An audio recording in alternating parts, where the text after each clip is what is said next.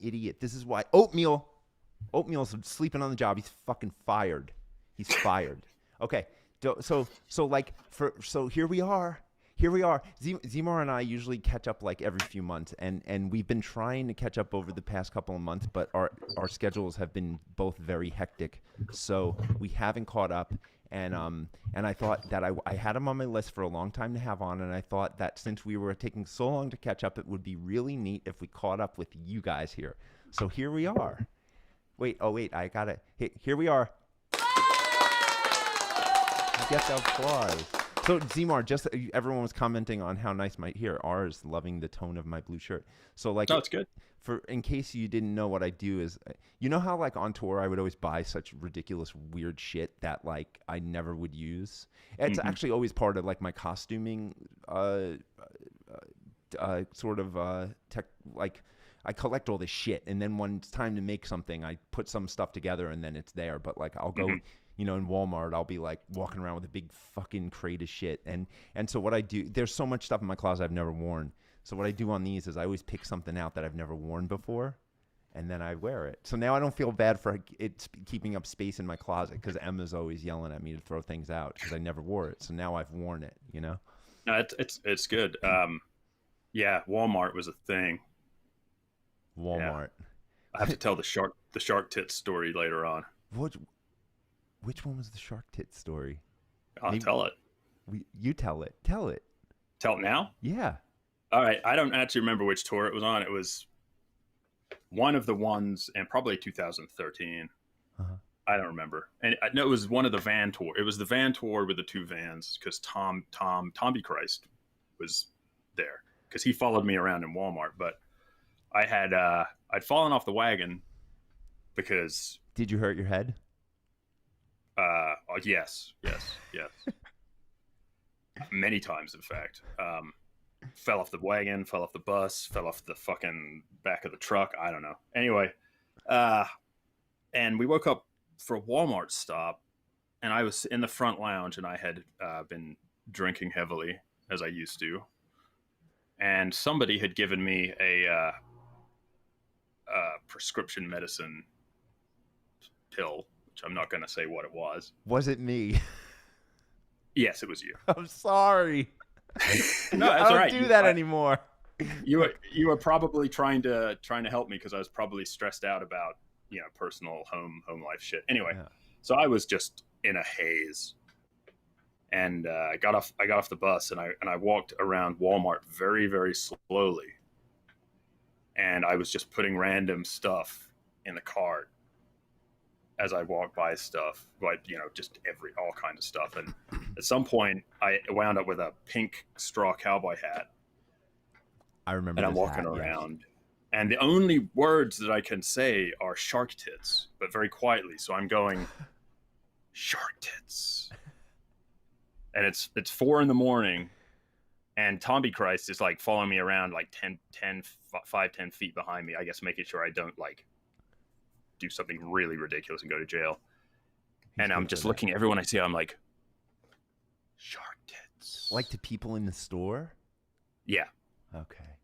Everybody. And people are just, and I mean, I looked like whatever we look like when we're so half covered in stage makeup, and just, and then I think it must have been Tom had been taking things out of the cart that I didn't need. Anyway, got to the register, paid for probably the 2 or 3 things that I, for some reason, needed that I don't remember. But I did not pay for the hat that I was wearing. I walked out with the hat, and I wore that hat for the rest of the tour. There's actually good photos of our good and beloved friend Steve wearing that hat. Yes. We miss Steve. Anyway, that's the shark tits story. And one day I will get a shark tits tattoo.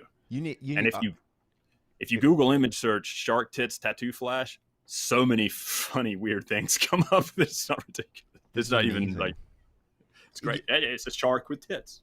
What should the shark tits tattoo be, everyone? I already have an idea. Like like whenever I think of like funny tattoos, I always think of like traditional kind of like style. And I was thinking like a shark, like a shark's head, like the bust of a shark with tits, and a pink cowboy hat would be good. And it just says shark tits underneath. And I tell you what, like everybody design, if you feel like it, design a shark tits tattoo and send it in. And if I can afford it, maybe I'll get it done.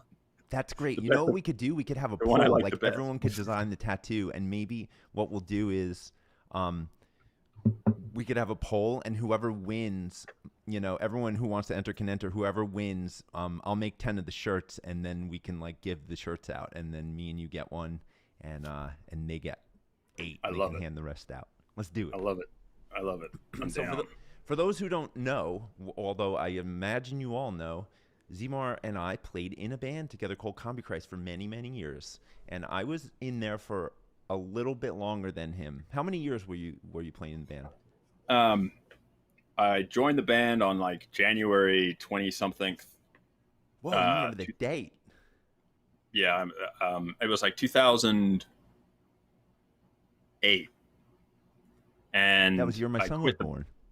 I quit the band on. I quit the band at the end of the Birthday Massacre co-headline tour in November 2015, but I formally quit the band by sending a letter to management on the same date that I joined the band, you know, the following January. So when you talk about quitting the band on that tour, are you talking about the meeting that we had in Michigan? Yeah, it was the second to last show, and I'd already had enough for a minute. I know that people are very curious about all the bad stuff.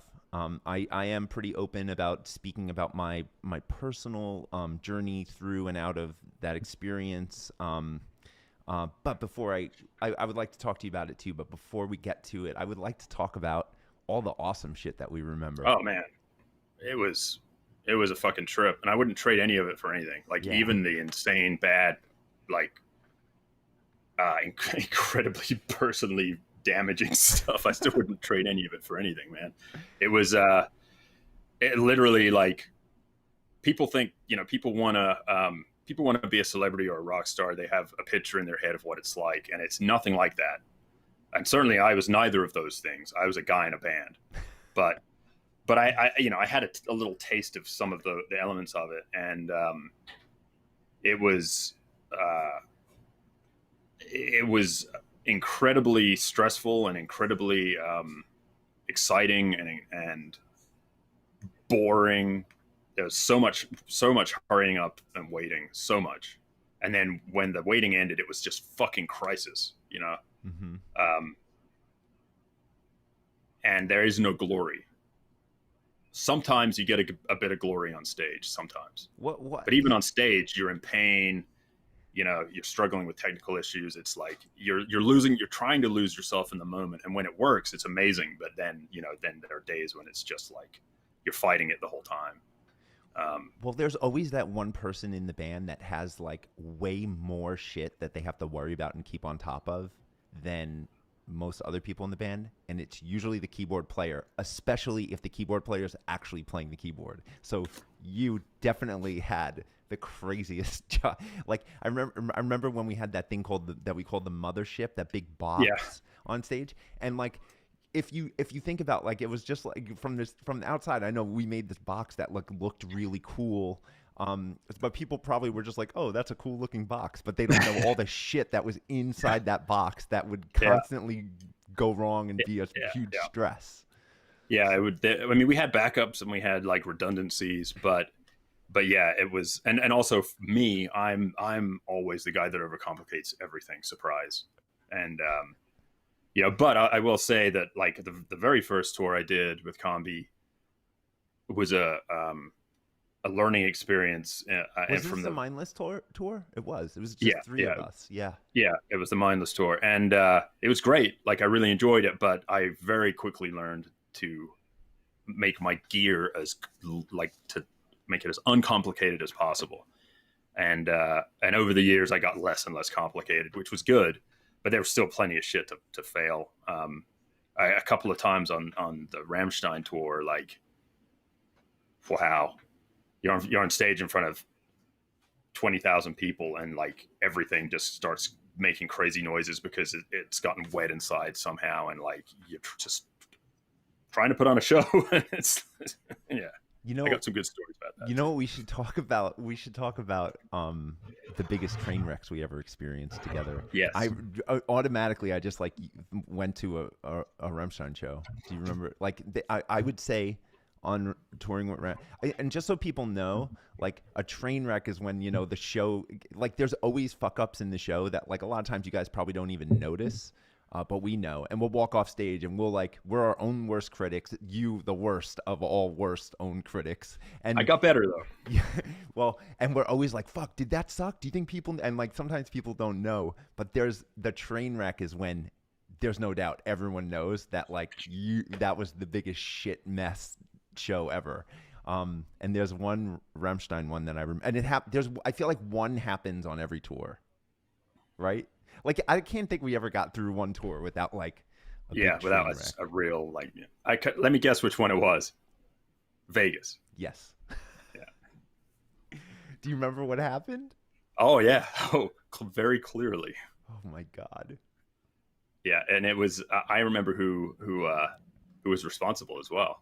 Actually, there were two people. Yeah. Well, it was like a joint effort of those two people. Yeah. But to be fair, I mean, if anyone, it was just one of those things where it was like, it was the last minute and it was like, oh, do we have the backup? Yeah. Nope. Oh, shit. And it was actually the very fucking last show.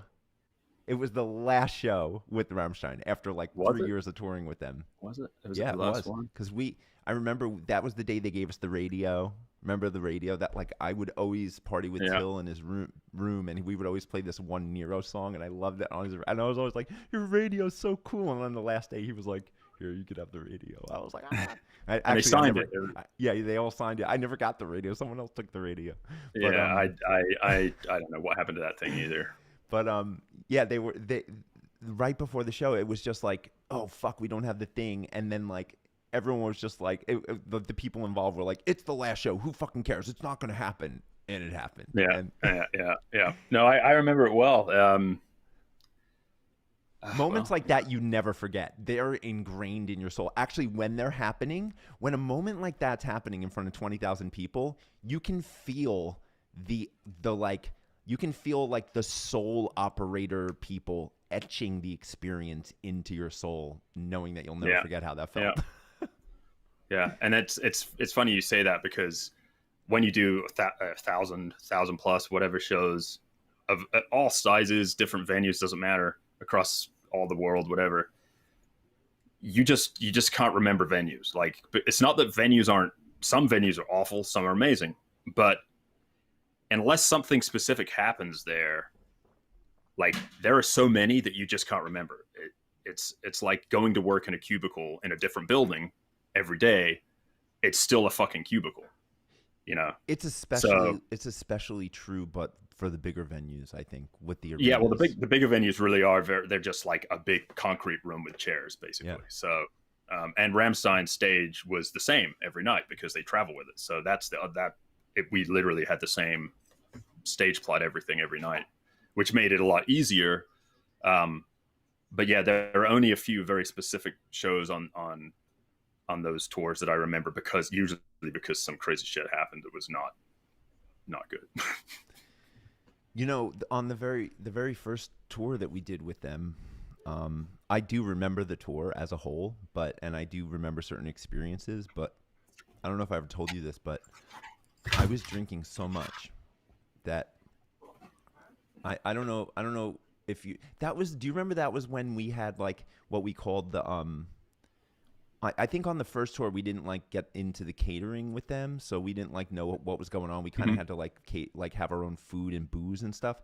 And we had every time we had a chance to buy this like really cheap vodka, this Polish vodka, and we had one bay in the bottom of the bus that was just crates of this vodka, and we called it the Forest. And whenever we all had like 5 bottles in our own. I'll never forget this, actually. We all had like our own bottles, and it was funny. They were always there, but we were like, oh, these ones are mine. And and we would call it like, oh, we got to go chop down some trees from the forest. And it was like going in there and picking more bottles of vodka. I'll never forget the last show that we went on the first leg of the tour.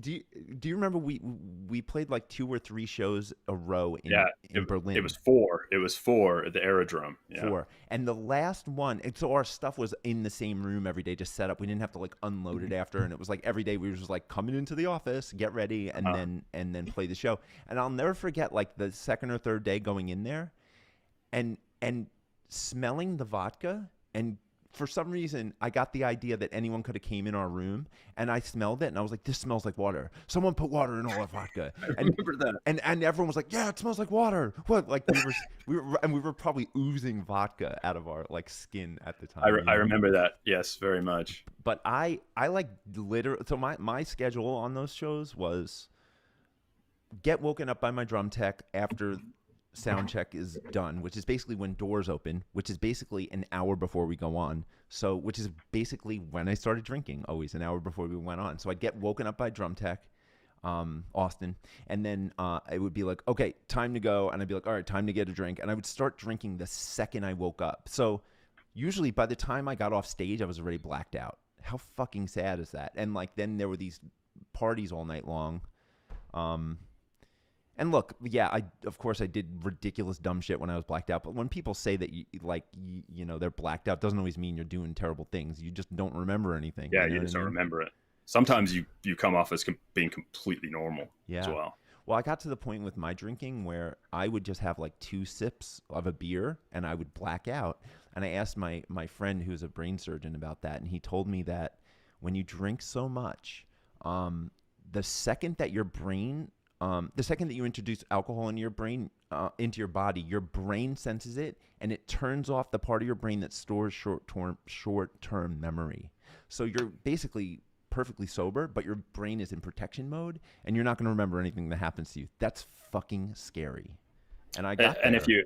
if you add like Xanax or any kind of benzo to that, it's like immediate blackout. Yes, and that's funny you should say that, because you talked about those pills that I gave you. Yeah.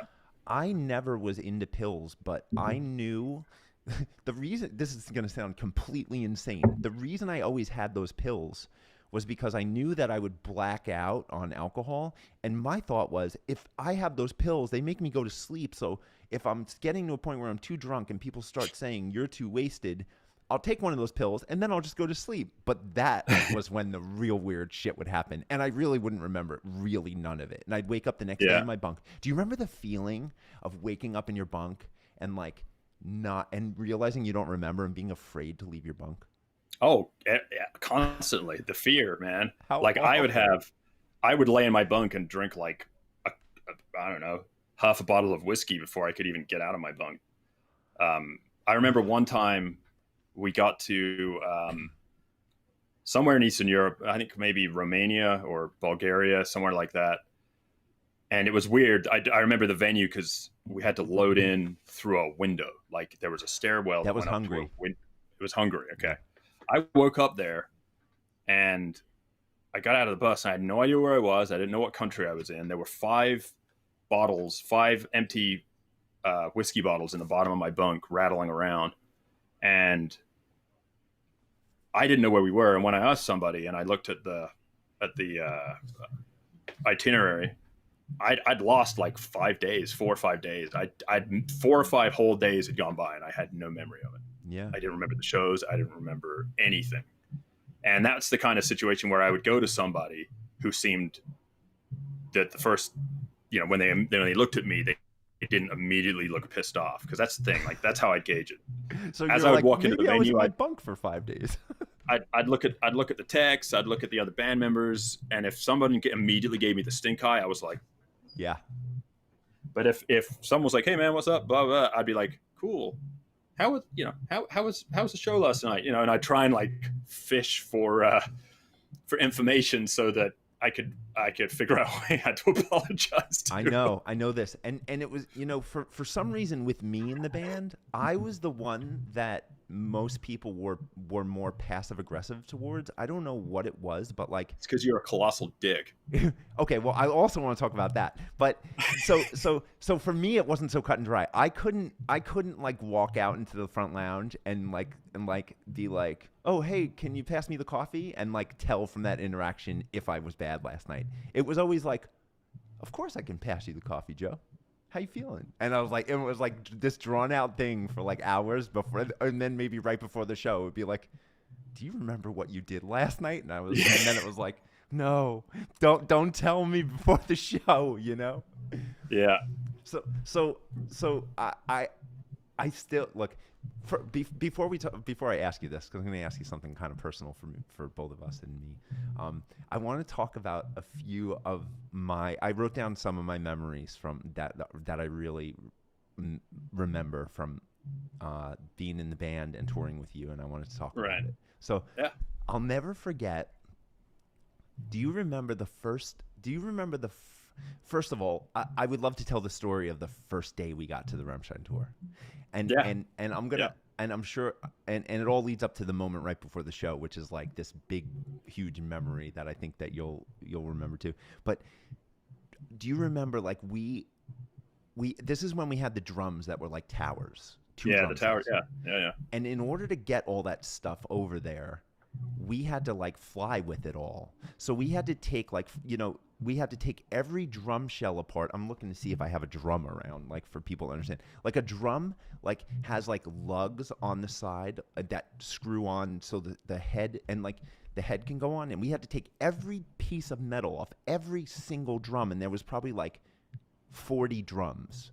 And we had to do like the Russian doll thing. I packed all that stuff. Yeah, and then we got there like, and we thought we got there maybe an hour and a half before we had to sound check, set up on the stage and sound check. We didn't even look at the stage yet. I remember we get to the arena. We don't know. There's this massive crew. I honestly didn't even know how big the shows were going to. I didn't realize that Rammstein was as massive as they were. I really didn't know, and we get in the back, and I'm like, guys, you got to help me. And I gave everyone a screwdriver, and we were all screwing drums together, and I painted them. And I remember being on stage and finished painting them.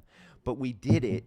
And then we finally started bringing the stuff to the front, and we walked out, and we saw their stage for the first time. Do you remember that? Uh-huh.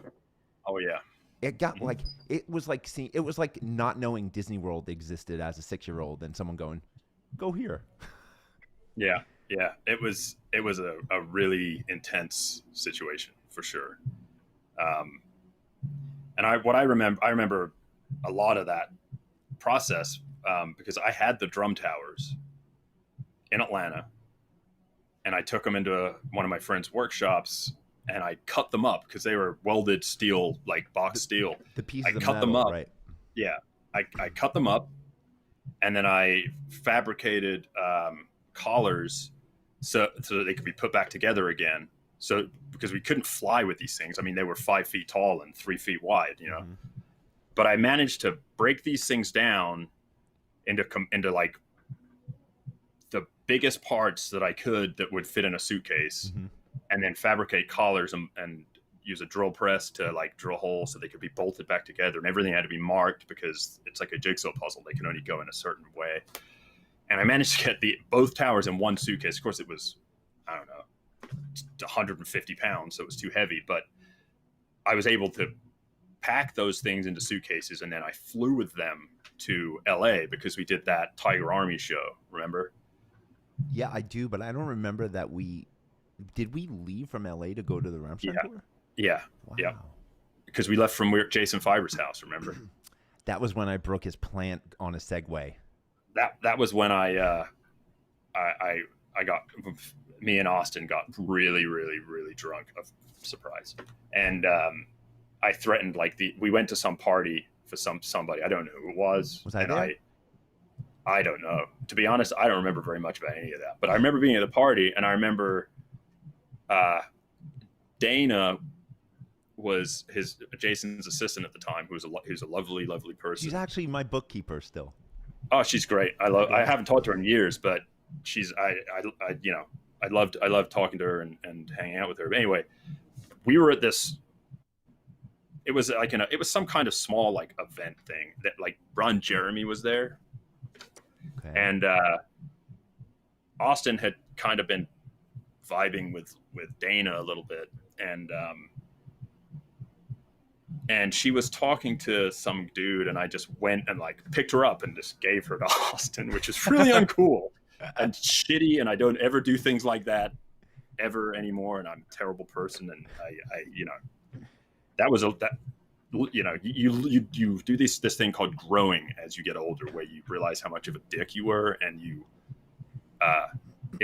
become accountable for it, and you don't do those things anymore.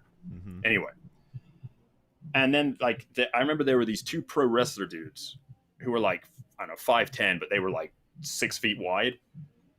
And I was so drunk and belligerent that like I was trying to fight these two guys.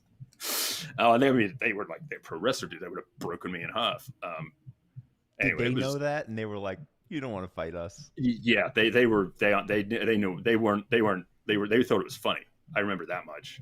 But anyway, so we did that Tiger Army thing, and we had to put these fucking towers back together. Me and Austin did that show with Wes Borland playing guitar with us, and then we broke them down and packed them to go to Portugal for the first Rammstein tour. Actually, we went to London and did another warm-up show at Slimeline, but it was a small show. Hold on 1 second. Yes? What's going on? Hey, Darian. I tell him that he can't bother me for a little while, but we don't remember. It's okay. He's 13 now. He gets Hey, look, kids are family is everything, man. Yeah. Anyway, so yeah, we packed all the drums like Russian dolls into these plastic Rubbermaid tubs, and all the drum towers, and there was a whole tub of drumsticks, and we gaff taped all that shit together. And I think we were at LAX with like 20 pieces of luggage. Yeah, it was fucking ridiculous. And we had to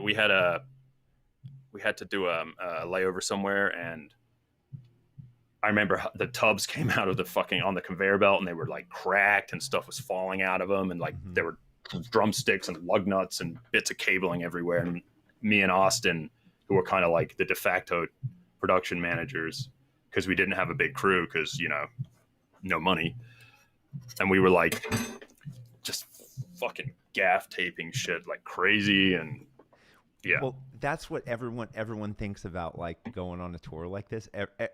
Everyone thinks that you made it and you're a millionaire. But actually, when we went on that tour, so yeah, luckily we had a record label that took a brunt of, or all of the expenses, took care of all the expenses, and put the band itself in debt. Not us personally, but I think we got paid like $25 a day on that tour. Right? We got a per diem. We got no pay. We got $25 a day to eat. That was what we got on that tour. And Rammstein didn't pay us any money because they don't need to. That their tour was already sold out. That like being on a tour like that in that position, normally a band would pay the band that they're opening for to be on that tour. My relationship with Richard, gave us the band gave us a courtesy to come on the tour. But even though we didn't have to pay, it still cost probably over $100,000 or euros to be on the tour, because we got to rent the bus, we got to pay the merch person, we got to pay Zemar $25 a day. Worth every penny. Worth every penny. And then if you get lucky, which is what happened with us, originally we had only known that we were doing the first leg of the tour, and then we got along with the guys so much, and the crowd luckily loved us, so they invited us for the rest of the touring cycle, and then they began to help us out with some money. But I do remember. Go ahead. I thought that we bought onto that tour, that first one. Mm-hmm. I'm not going to say how much, but I was told by somebody, two people actually, separately from one another, who were both slightly up the food chain, that we bought onto that tour. And just like you were saying, when a band does I don't know how many people out there know about Bions, but when you're trying to climb the ladder, it's standard procedure to reach out to band, maybe you're friends with the band, or maybe they're similar style or whatever. And yes, a lot of times you can bring a local draw, some kind of draw to the table. But usually you're going to give them a little extra money so that they can, to take some of the financial burden, because the headliner is the one that is gambling all this money on the tour being successful. Right. If you're an opener and you go on a tour, like, you're really only risking a little bit of money for a few things. If you're the headliner, you're on the and you're on the line for like tens, hundreds of thousands of dollars sometimes. And if the tour bombs, you're screwed. Anyway, so you get a little extra money from the one of the support bands. It helps alleviate some of the financial strain. It's standard procedure. People that don't know think it's a scam. It is not a scam. It's really normal. Anyway, yeah, the best way actually to go ahead. Sorry, I was just gonna say, when you buy onto like a club tour, it's it's a few $100s a show, depending on the band, maybe a little more. I'm not gonna say how much I was told our buy-on was for that first tour, but just imagine if it's a few $100s a show to buy onto a club tour. Imagine how much it would be per show to buy onto an arena tour with like one of the top 5 most successful bands in the world. Yeah, and it would be that much. But that's what I was told, and I'm not going to say who told me or how much. And I'm not going to say maybe they were lying to me. Who knows? Well, but I always thought that. To be fair, I may have been the only one that knew the whole situation just because of my personal relationships with the band. And that's true. I can say that, like, it makes sense to very easily just explain to band members that it was a buy-on tour. It still costs money to be on that tour. It still costs a lot of money to be on that tour. Yeah. You know? And again, like, we made very little amount of money. We were lucky to get the $25 a day, but I would have done it paying $25 a day. You know, it was like such I would have done. I mean, when we talked, I remember, because this was before you and I became friends. Like, for those who don't know, we hated each other for like the first couple years I was in the band. Mm-hmm. Turns out we both just wanted to make sure the show was as good as it could be. And suddenly one day there was like this kind of, it's like in Step Brothers where they're like, did we just become best friends? Yeah. That was it basically.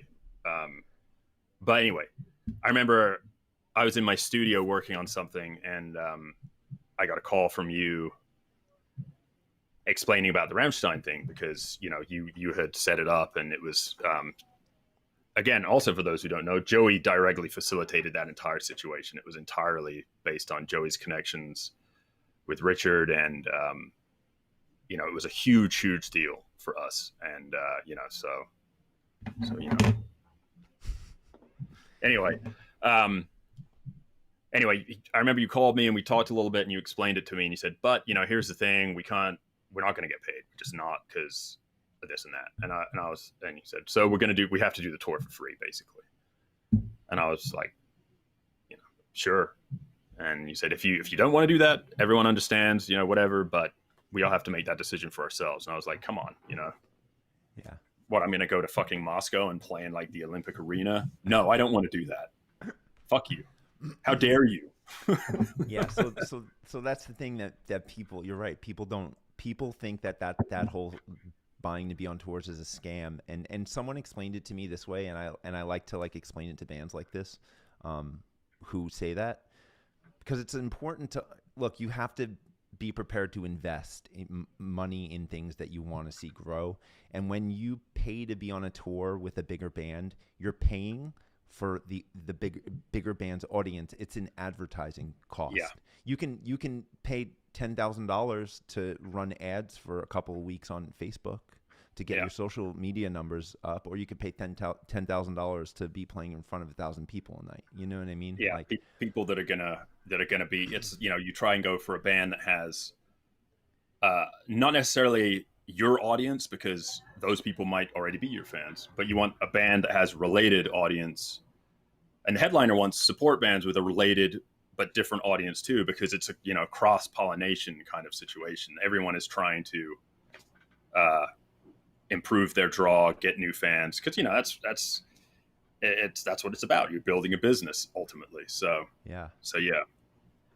And that, you know, I get so annoyed when I read people talking about, like, it's always somebody in a local band, and they're talking about how they're a great band and they have great music and they should be paid to go on tour. And it's like, maybe that's true, but you gotta, it's like anything else. Like most businesses don't turn a profit for 2 years in anything, any field. You invest, you get loans, you invest, time, work, and your own personal resources. And then it's a gamble. You hope that it does well. And if it doesn't, you Donald Trump the shit out of it. You declare bankruptcy, blame everybody else, and then get some more fraudulent loans and do it again. Yeah, people. One of the biggest questions that younger musicians ask me is how to get signed, and they never like the answer.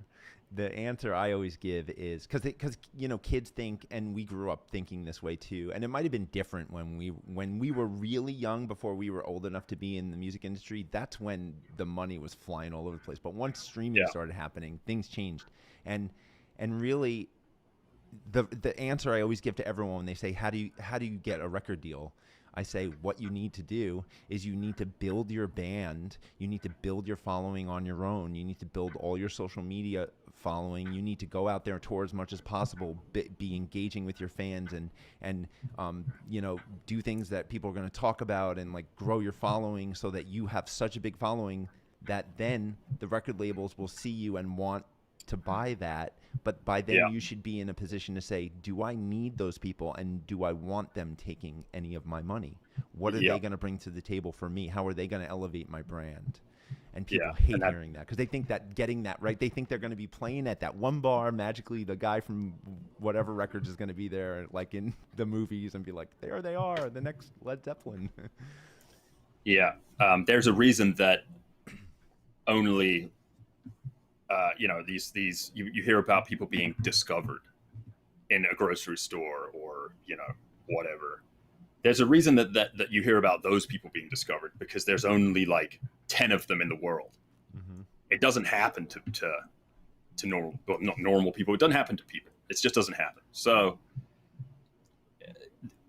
I was actually talking to somebody that I'm starting off some new business with yesterday about the same thing, considering the music business specifically. But right before I actually managed to kind of get a toe in the door with the music industry, that was the era, like the late 90s, I guess, the 80s and the late 90s, where it was all labels and money and, cocaine off of tits and, fucking smashing up hotel rooms and all that stuff. And then Napster, and then we started doing this, and all the money went away. Yeah. And so we've been starving and miserable for 20 years now. Yeah, like you have to really want to do this. But then now, 20 years later, when I'm far too old and tired to have the fire in my belly to go and do that, like I was when I was 20, now like people are finally starting to really figure out how the internet works as far as marketing and building their brand, and doing it only for themselves, without a management company, without a big booking agent that's taking a big percentage, without a label that is literally paying you 5 cents on the dollar after like the $50,000 recording loan has been paid back. That's the thing about a recording deal. The label puts up the money so that you can go into a studio and record a record. You have to pay that money back. Like an advance is that. It is not, here's some free money, go do drugs. Lots of bands think that, then they do that, and then they don't get anywhere. They get fired, and then they complain about it. No.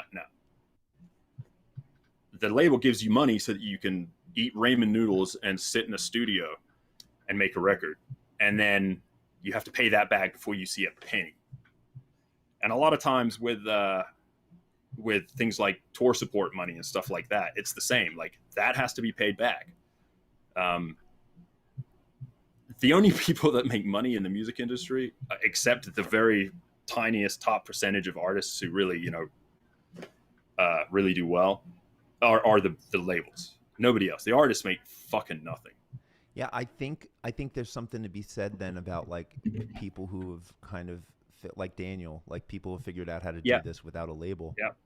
He's a great example, because I remember when he when he left Out of Line. Yeah, and when he stopped working with our previous manager, And I remember thinking, because I mean, I don't know. It's a while back now, so I can't really remember how I felt about the whole situation. But he left the same manager that we had for a while, and I thought, is that a smart thing? Because you've really, really got to really be a business person and a real serious hustler to be in management in that way, and then you still got to have time to make good art. And he's done that, and it's really impressive. Like, I'm really stoked on Daniel and how far he's come, because he, other than the guys in Combi, I think he did so many tours with us that he's probably the person I've toured with the most besides Joe. Yeah. And he's a great dude, and he's got a great heart, and he's a really good artist, and I got nothing but love and respect for that guy. Yeah, he's definitely a hustler. You nailed that right on the head. Well, you got to be. I mean, that's why I'm not successful, because I don't give a shit, man. I'm lazy. Just so you know, I think that you're successful. And just before I came in here, my son he's talking to his friends out there playing a video game, and he was saying, every once in a while I catch a snippet of him saying something that like really flatters me. Because usually he treats me like I'm like a big idiot, and he's like, God, and he was talking to his friend, well, of course, and he was like, well, and you are a big idiot, so. and he was like, yeah, my dad's in a big band and he's famous, and he's like, right, Dad? And I was like, I don't know if I'm famous, but like, I guess, like, I'm not, this isn't me saying that we're famous, but I think that we don't have the same perspective that other people have, because we're just us, you know what I mean? And everything's been so gradual for us.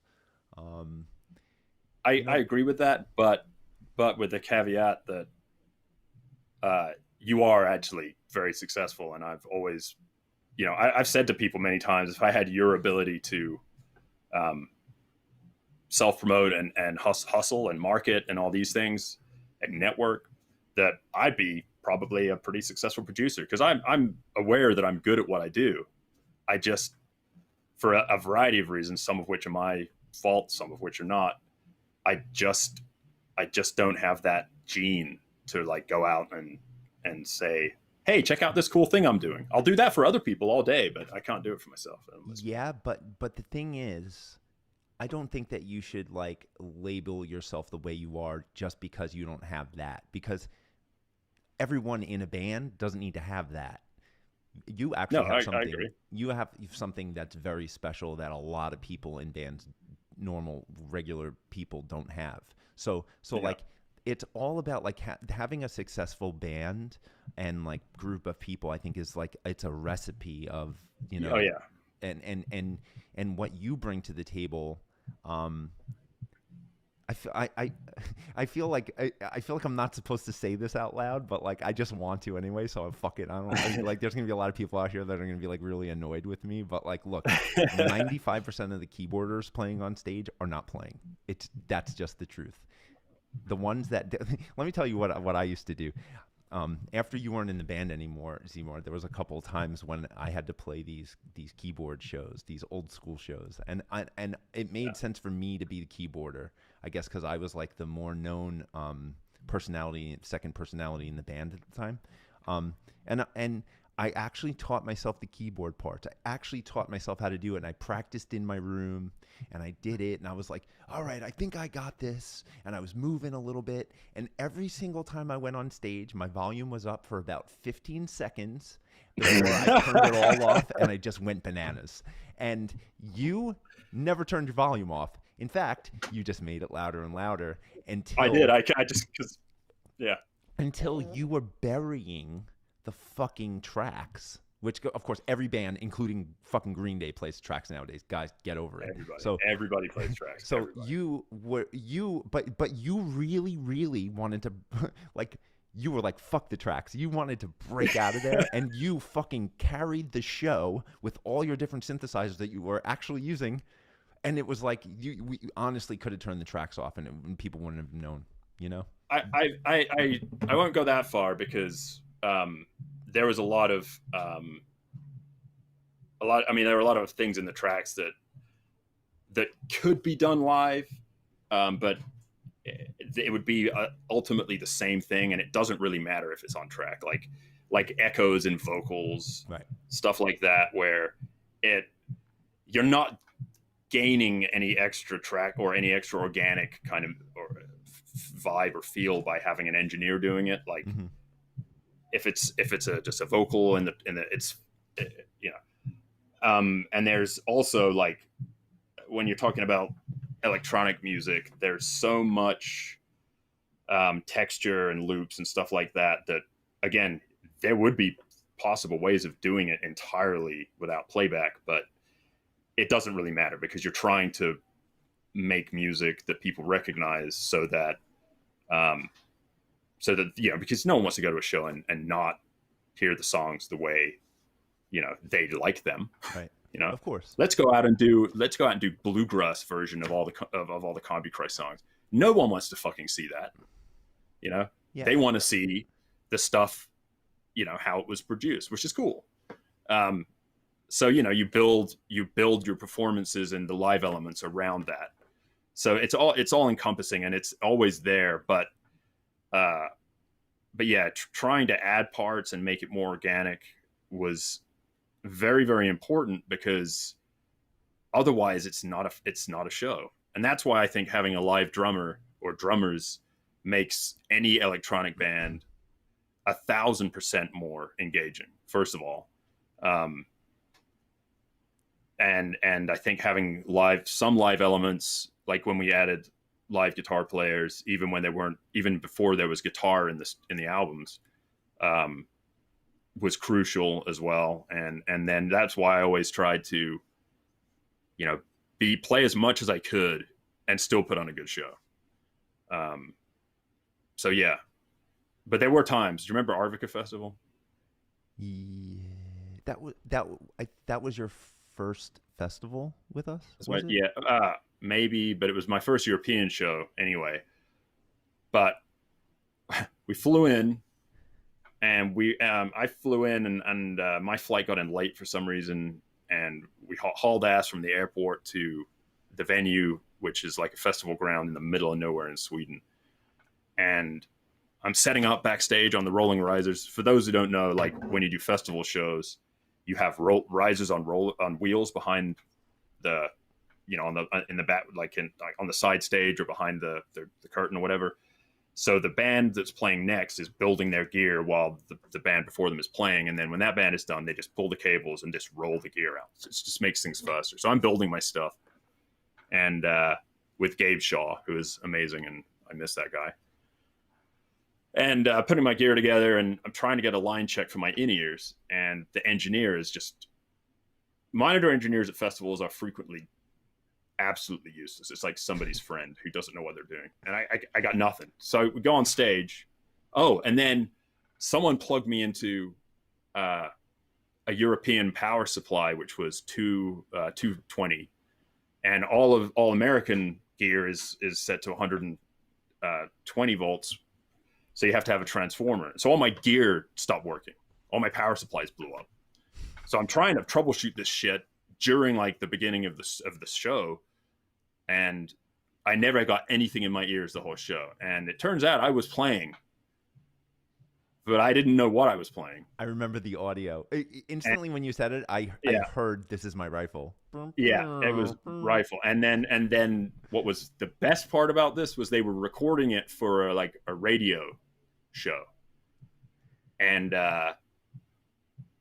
because I guess there were live keyboards, like they put them way loud in their radio show mix because they thought it was cool, because no one plays with live. Not very many people do live electronics. And when I heard that audio, I can laugh about it now. And it was 12 years ago, 13 years ago, maybe 13 years ago. I can laugh about it now.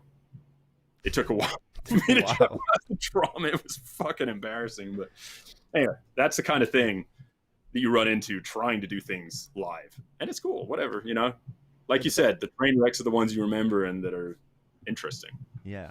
But I mean, but my point is like everything that you just said, I don't know any other keyboard player that would explain being a keyboard player in a band like that. And that's why you're special. You get it. Well, so I appreciate it. I appreciate that. And I mean, I had to, when I joined the band, and it was just, the three of us to begin with. And so you and I were on rises on the backside of the stage. I had to make up the visual element. I mean, you're like one of the best performing drummers I've ever seen. Oh, thank you. Ever. I don't know, like probably ever. And I had to somehow like make up a similar kind of performance element to balance the look of the stage. The difference is a keyboard instrument is a percussion instrument. It's except that instead of having drums that are here, like they're very close together, so you can't move your arms like this. If you see a keyboard player doing this, unless they're a classical pianist, they're not doing a goddamn thing. Your hands cannot move. If you watch like a really good jazz pianist, their hands barely move, because they're doing all the chords and voicings because they're playing fast. So I had to figure out how to move without moving my fucking hands. I had to stay still. And I don't know how many people out there have headbanged at various points. It's kind of difficult to pay attention to like micro muscle movements when you're flailing the rest of your body around. So yeah, that's your fault. I had to do that because of you. Because I'm watching you like a fucking insane goddamn 8-legged giraffe octopus thing. And I'm like, how the fuck am I going to measure up to that? And I kind of figured it out over the years, I think. So well, yeah, you were great. And it's interesting that you should say that. I always, I think that there's some people that, when I'm a certain kind of player, I'm very like, I don't like to use the word flashy or flary because I'm not like a stick spinner guy. I just kind of like go into this zone and what happens.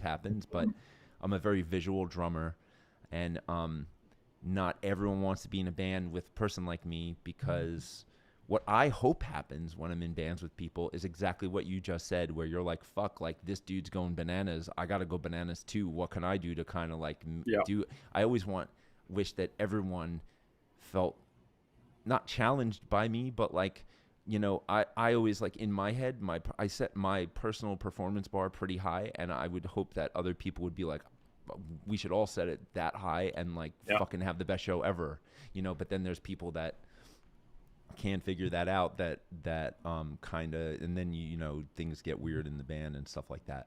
But you got to bring it, man. But what's interesting too about you saying that you had that frame of mind back then in the very early stages was something I definitely wanted to talk about. Was back then we didn't really get along very well. Yeah, we didn't. We were not friends, man. So I wanted to ask you a question, and you do not have to hold back, because for me, the story of you and I and how we've developed into the friendship we have now is like a love story. And when I tell it to people, I'm like you are a person that I think I'll remember in my next lives, because like the lesson that came with me experiencing you in my life and where we came from and what we eventually grew into was one of the biggest lessons of my life. And I have shared this story with so many people that needed to hear it. So before I talk about the good things, I want to know, what was it like to be in a band with me before we had our spiritual awakening? It was very difficult. And it's, I could go on and on about this kind of topic for hours. And it's not just specific to you either. Being in a band is like being in a marriage, first of all. Everyone always says that, and it's kind of a cliche, but you're literally living in a fucking metal box with people for weeks on end. All you get to do is smell their fucking farts and BO and deal with them. Yeah, who is at their best first thing in the morning? Well, we don't like those people, first of all. Fuck those guys. But most people are not, they don't roll out of bed like, they roll out of bed, you're groggy, you're shitty, you're irritable, you're hungry, you're tired. You just want to be left alone.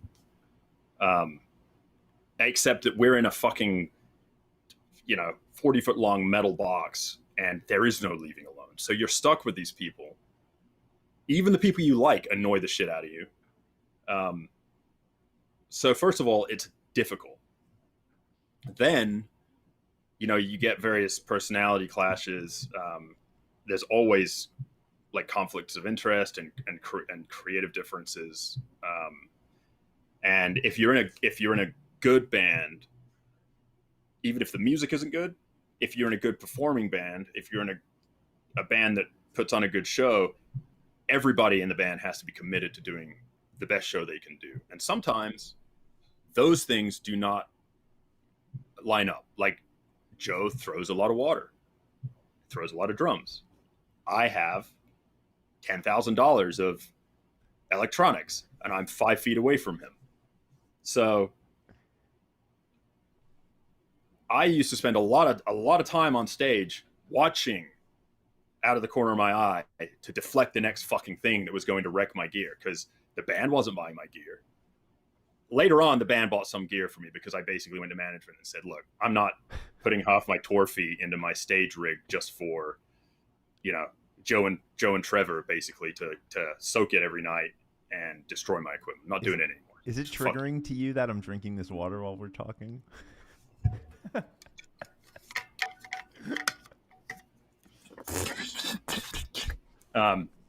So anyway, there was that element where that was just like, I got it. I wanted the drums in the water to be thrown because that's fucking awesome looking. And I wanted that show, but I didn't want my equipment to be smashed, obviously, because I can't do the best show I can do if my equipment doesn't work. Because a big part of doing a good show for me is actually playing so that the music is better as well as the visuals. Because anybody can get up on stage and wave their arms around and fucking hit play on a machine and that's it. Anybody can do that, you know, and look awesome. Maybe not anybody, but to actually do it and be musical and bring a different thing to the show every time that's a challenge. So I had, first of all, right out of the gate, I had a massive amount of respect for the band and the performances, and especially for you, because like I said, for those who don't know, I had toured previously with COMBICHRIST in a support band. So I'd seen the show every night for like a couple of weeks, and I loved the show. And that was when it was Joe and John playing percussion and Sean playing keyboards. And I loved the show. I thought it was great. Like, I loved the energy and just the power of the show. And so when I was invited to be in the band, I was really excited, but I knew, again, like I had to elevate my performance. But so yeah, I wanted to put on the best show I could put on with the rest of the band. So I had a massive amount of respect for the band members and how they did their show. So I had a lot of conflicting feelings about having to say, can you not throw drums at me, please? And later on, like, I would build these keyboard rigs out of, like, you know, I'd get people to help me weld all this steel and stuff together. So I put things in a certain way so that when the drums came at me, they would bounce off and stuff. So yeah, that was a kind of a thing. But the problem was, I would go to you and say, hey man, can you not throw water at me? Can you just throw it at the front of the stage? You know? And you'd just get so pissed off. Man, this is my show and this is what I do. And man, if you don't like it, blah, blah, blah. And I'd be like, and there was one specific thing that you'll remember this, when a cymbal, and you didn't even throw it, it just got knocked over, fell into some of my equipment and broke. I don't have one sitting out here. Anyway, well, this will be illustrative enough. It was a box like this. The Chaos Pad. The Chaos Pad. And it fell and broke off a knob on the machine. Now, these are just regular knobs. The knob that it broke off was like a digital knob, not like just a analog potentiometer. And the machine was fucked. And so I said, hey man, can you please replace this? And we went back and forth about this for a couple of months at least. And I had an email somewhere where you were like, dude, you shouldn't be in a band like this if your gear is going to get smashed. And I was like, are you fucking kidding me? You don't join a band expecting thousands of dollars of your personal possessions to be destroyed, right? Like, that's a little much. Anyway, we worked it out. Joe bought me a new Chaos pad, which is like $250. And then we all signed the broken one, and he sold it, I think, for more money than the one cost. So hustle, which is great. So that's an example of that kind of situation. Because we really went for it on stage. I broke bones on stage, all kinds of stuff. But the reality was, we both wanted the same thing. And I think I tried to never lose sight of that, because as irritated as I would get and as angry as I would get about some of those things, like, I had so much respect for Joe. And then when Trevor joined for Trevor's a fucking great performer, man. Just a great performer. We were really good performing band, man. We really were. Yeah. And I don't toot my own horn, man. I'm not allowed to toot my own horn. In fact, my superior huff, it doesn't let me toot my own horn. But we were a really, really good band. We were really, really visually exciting band to when, at that point. And I had massive amount of respect for the performers and how we did things. But that kind of element where I didn't feel like that respect was always returned in kind was difficult for me. So I don't know. Does that answer the question, I guess? Yeah, I feel like you're really sugarcoating it. Because yes. I mean, you were a fucking asshole too, but I am like the archetypal fucking asshole. So, well, so we butted heads for years. It was like years, and I just couldn't stand you. Okay, I'm gonna tell my story now. Most people can't stand me, man. It's all good. Well, so first of all, as I'd like to say, like, as far as like the show goes and the chaos that happens on stage, one thing that I kind of the way I look at that now is, like, first of all, as I'm older now and a little bit more mature, I definitely would not be like, I don't give a fuck if your gear gets wet. I definitely wouldn't do that anymore. So, like, I apologize for being that way back then, but I think we were younger. We were less experienced in life, and I was definitely less self-aware. There was a black dildo there. I love that. And look at those little spots on there. So we were drunk too. We were drunk, yeah. So which really doesn't help. So couple that with, like, the fact that I just, like, didn't like you, and I was like, fuck you. I don't care if your shit gets wet. I'm doing what I'm doing. And then I just want to say too, like, the thing that I think drove everyone really nuts too about, like, when they would ask me to stop doing something.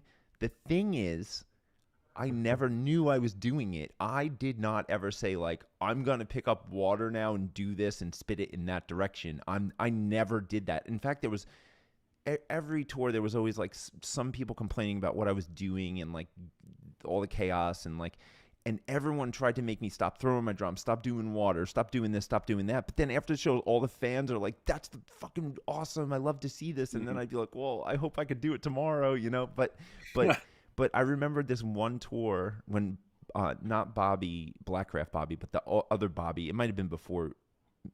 Bobby Cleavers, as far as in the band. Yeah, you might have been on tour with him though. But I was, yeah, I remember. He really hated it when I threw my stuff, and I told him when I asked him to be my drum tech, I was like, "This is what the show is going to be like. You're going to be picking up my shit the whole show because I'm just going to go bananas like we did in Amen when I played in Amen." That's where I kind of took that from. And he was like, "Yeah, of course." And then he bitched and moaned about it so much that there was a rule that for a couple of weeks where I could only throw the drum at this one point in this one song, And I was so mad, and I played along for a little while, and I just like, it just crushed my soul. I was like, this is so lame. It's just not what I do. I don't think, when I watch videos of me playing afterwards, I'm like, whoa, I didn't even realize I was moving like that. I don't even know. It's just happening. Like the fucking, I'm just like drinking water, it's going everywhere. Fucking put it on the drums. I throw this, I throw that. And I really hope that I don't hurt people, but sometimes people get hurt. So that's kind of what happens when I'm like unleashing my fucking show animal. But as far as like you like, you know, how I felt about you, right? So I just remember, like, you know, I would see you. I remember you would always like go in and be like, oh, I move his riser this way so I could put my riser, and I'd come in and I'd be like, get that fucking riser out of here, and it was like, you know, like shit like this. And one day, we were on tour with Wes. It was when Blacklight Burns was opening for us. And I, at this point, was just constantly, probably every other word out of my mouth was like, oh, fucking Zemar's here, great. Oh, fuck that guy, right? And he one day just had enough of it, and he goes to me, what's your problem with him? And I go, and I started thinking about it, and I couldn't explain it. And I just go, I don't know. I just don't like him. And he said something to me that just stuck, and this is the big lesson that I tell people. And he said something to me, and he was like, sometimes, and I specifically remember him like being like, well, don't you think he sucks too? And he was like, no, I think he's great. And I was like, really? And then he said to me, sometimes you don't like someone because you see things in them that you don't like about yourself. And I was like, that makes zero sense. And then it was like the next, I took about a year where so at that moment, it clicked, and then it never left me. And then every time I found myself getting annoyed with you, I didn't react, and I compared myself to you, and I realized he was 100% right. And the epiphany that I wound up having eventually, and I feel like I gave myself a good like half year to 1 year, a few tours of like experiencing this and really like vibing with it and understanding it.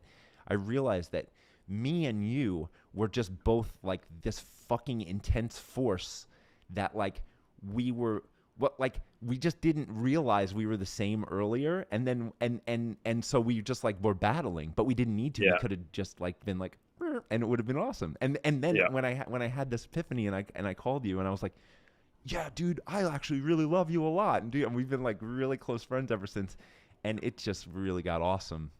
Yeah, and, I remember we hung out and got a burger in Atlanta when you came through on the when you were DJing opening for Rammstein. I think that was when it was. Vortex. That was when we sat down and kind of had like our stepbrothers moment. Yeah. Yeah. Yeah. But yeah, like I you know, I don't know if you know this, but I actually have a picture from that day. It was right after the dinner. Yeah. Cool. That was it. We were like, we're here. Here we are. We're buddies now. Remember, I ran to the corner store at the Five Corners thing, and I was like, I need 2 purple shirts with white stripes down the arms, and then and bandanas, and then we took this picture. Yeah. I'm gonna tell a story.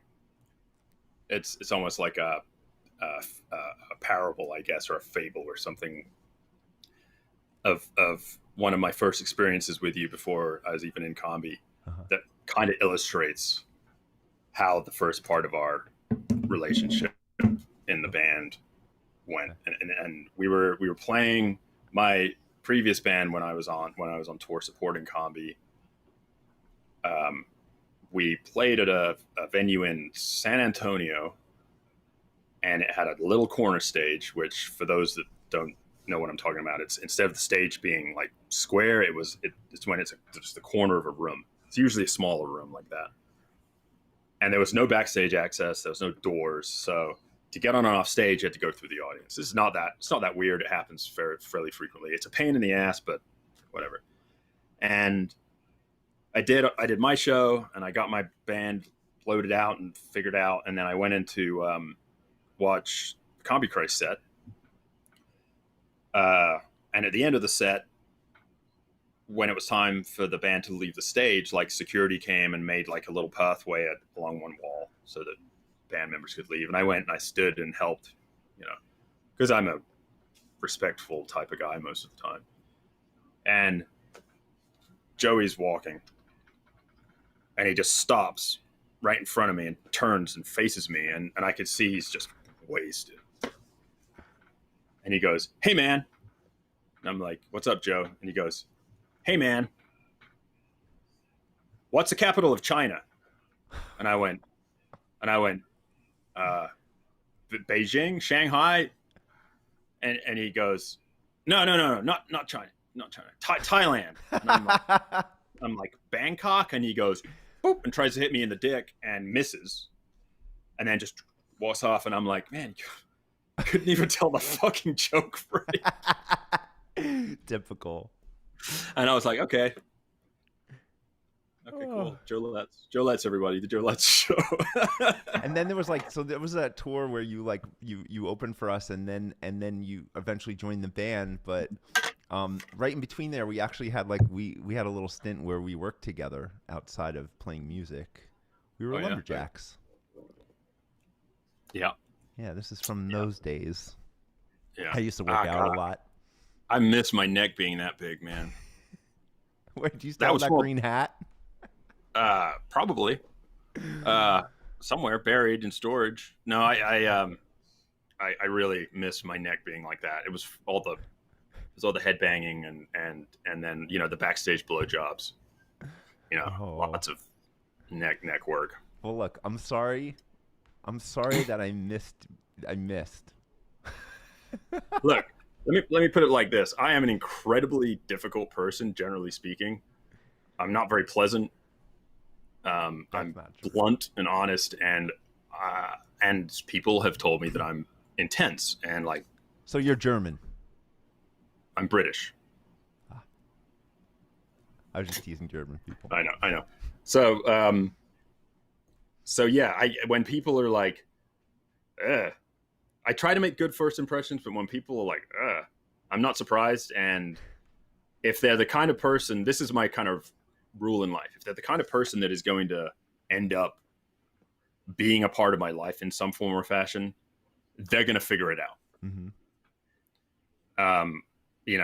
That with that stuff is all the other stuff. Like, I don't lie.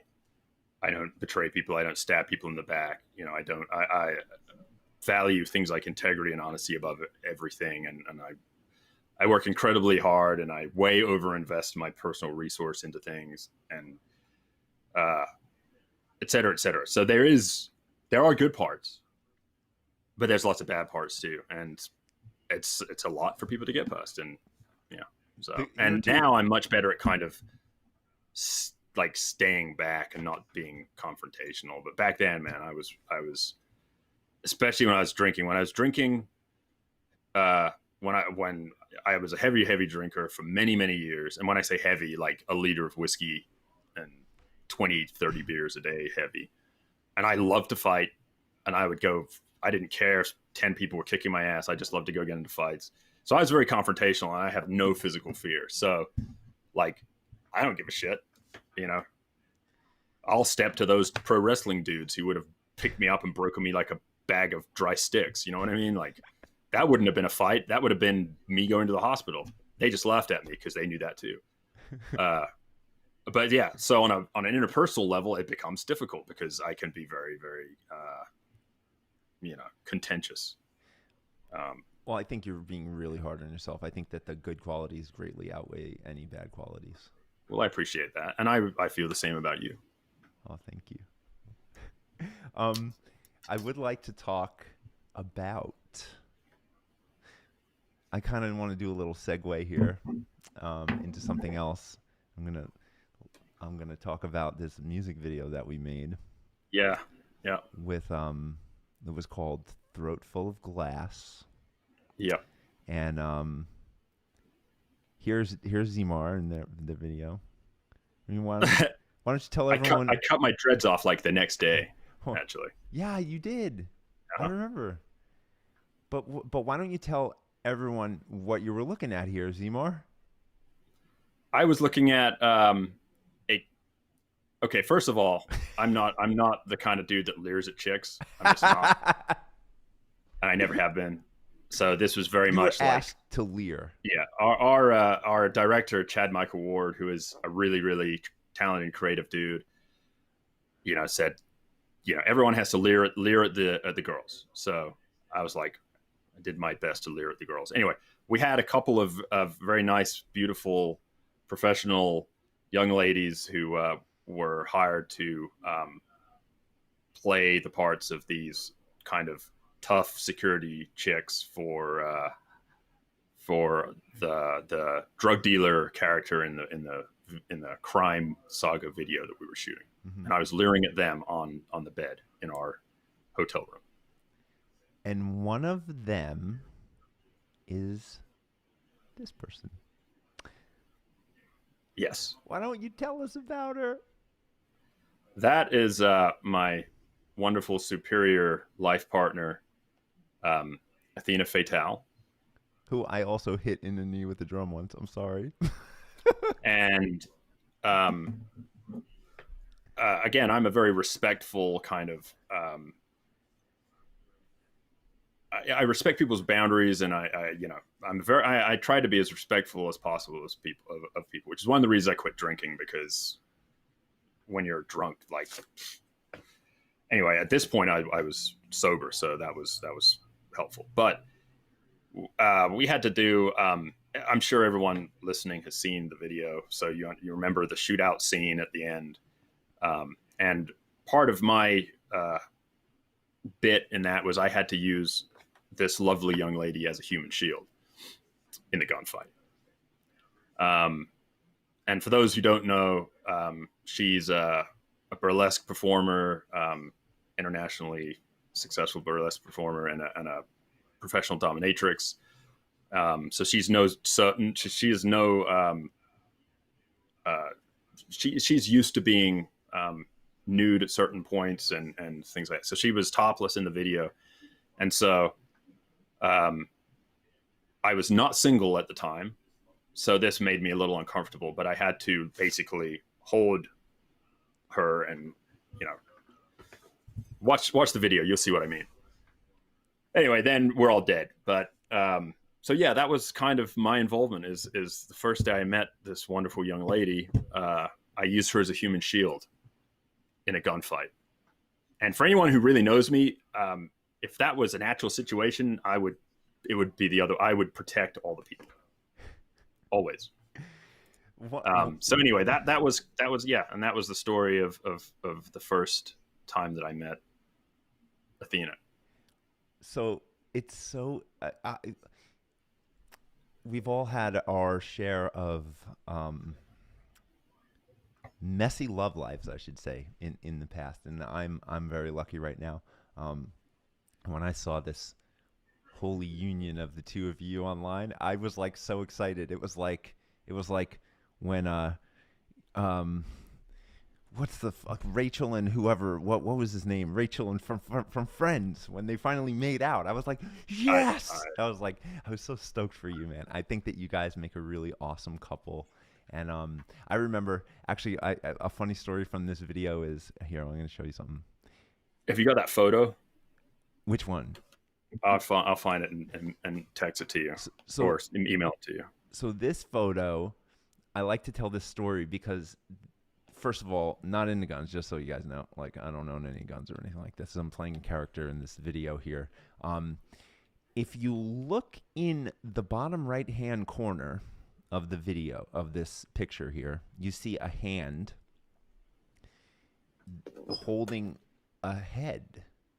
And I think, what actually happened here is I had just been told for this scene to shove, I think the girl with the pink hair, her name's Lachelle, and they said, you gotta shove her, and maybe you shoved Athena, I don't know, like we were told to shove the girls on the bed and turn around and draw weapons and start pointing them at one another.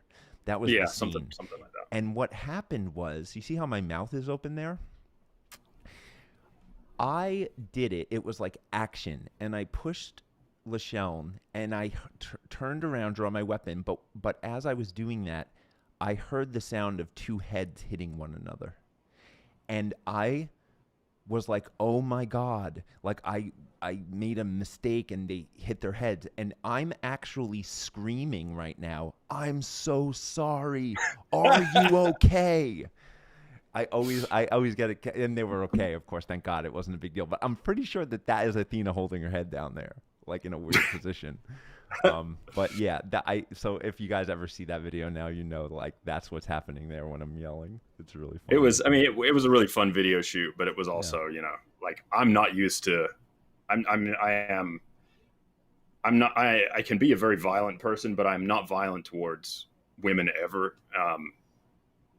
Or I mean, I guess if some female bodybuilder came after me, then I would fight back. But like, even people that are physically smaller than me, as far as like being anybody, like I'm not gonna be violent towards a person who is smaller than me. I was a bouncer for a few years, and back 20 plus years ago, and I got very good at restraining people without hitting them or hurting them, no matter what they were doing to me. So I would never. This is very out of character for me. That's the whole thing. So I think especially for the two of us, like, the whole vibe of that video was very much like we're in like a Tarantino flick. You know what I mean? Yeah. Yeah, it was for me too. I'm so not into violence. If anyone ever wants to fight me, I'm like, I'm gonna go over here now and like leave. Like what? I don't know. I saw you almost punch someone once. Yeah, I was in Salt really Lake City. drunk. I was probably no, you really weren't. Drunk. You weren't in Salt Lake City when those fucking guys robbed us and we found them. Do you remember that? And then shit.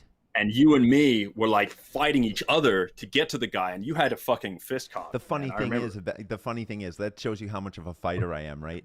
The first thing you should know is that if you're gonna fight someone, you don't cock your arm back like you're in a cartoon, and then like, and so that's what I did, and then it didn't move.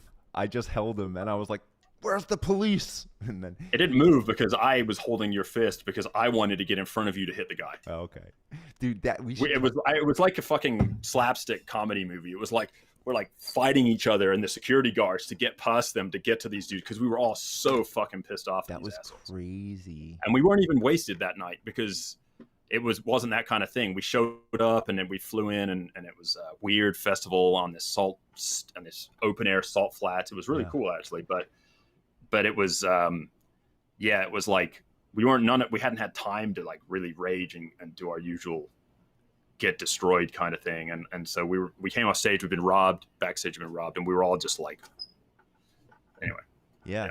We were flying to do the Sent to Destroy video the next day in LA, and I remember because Andy had all the stuff got stolen from the room.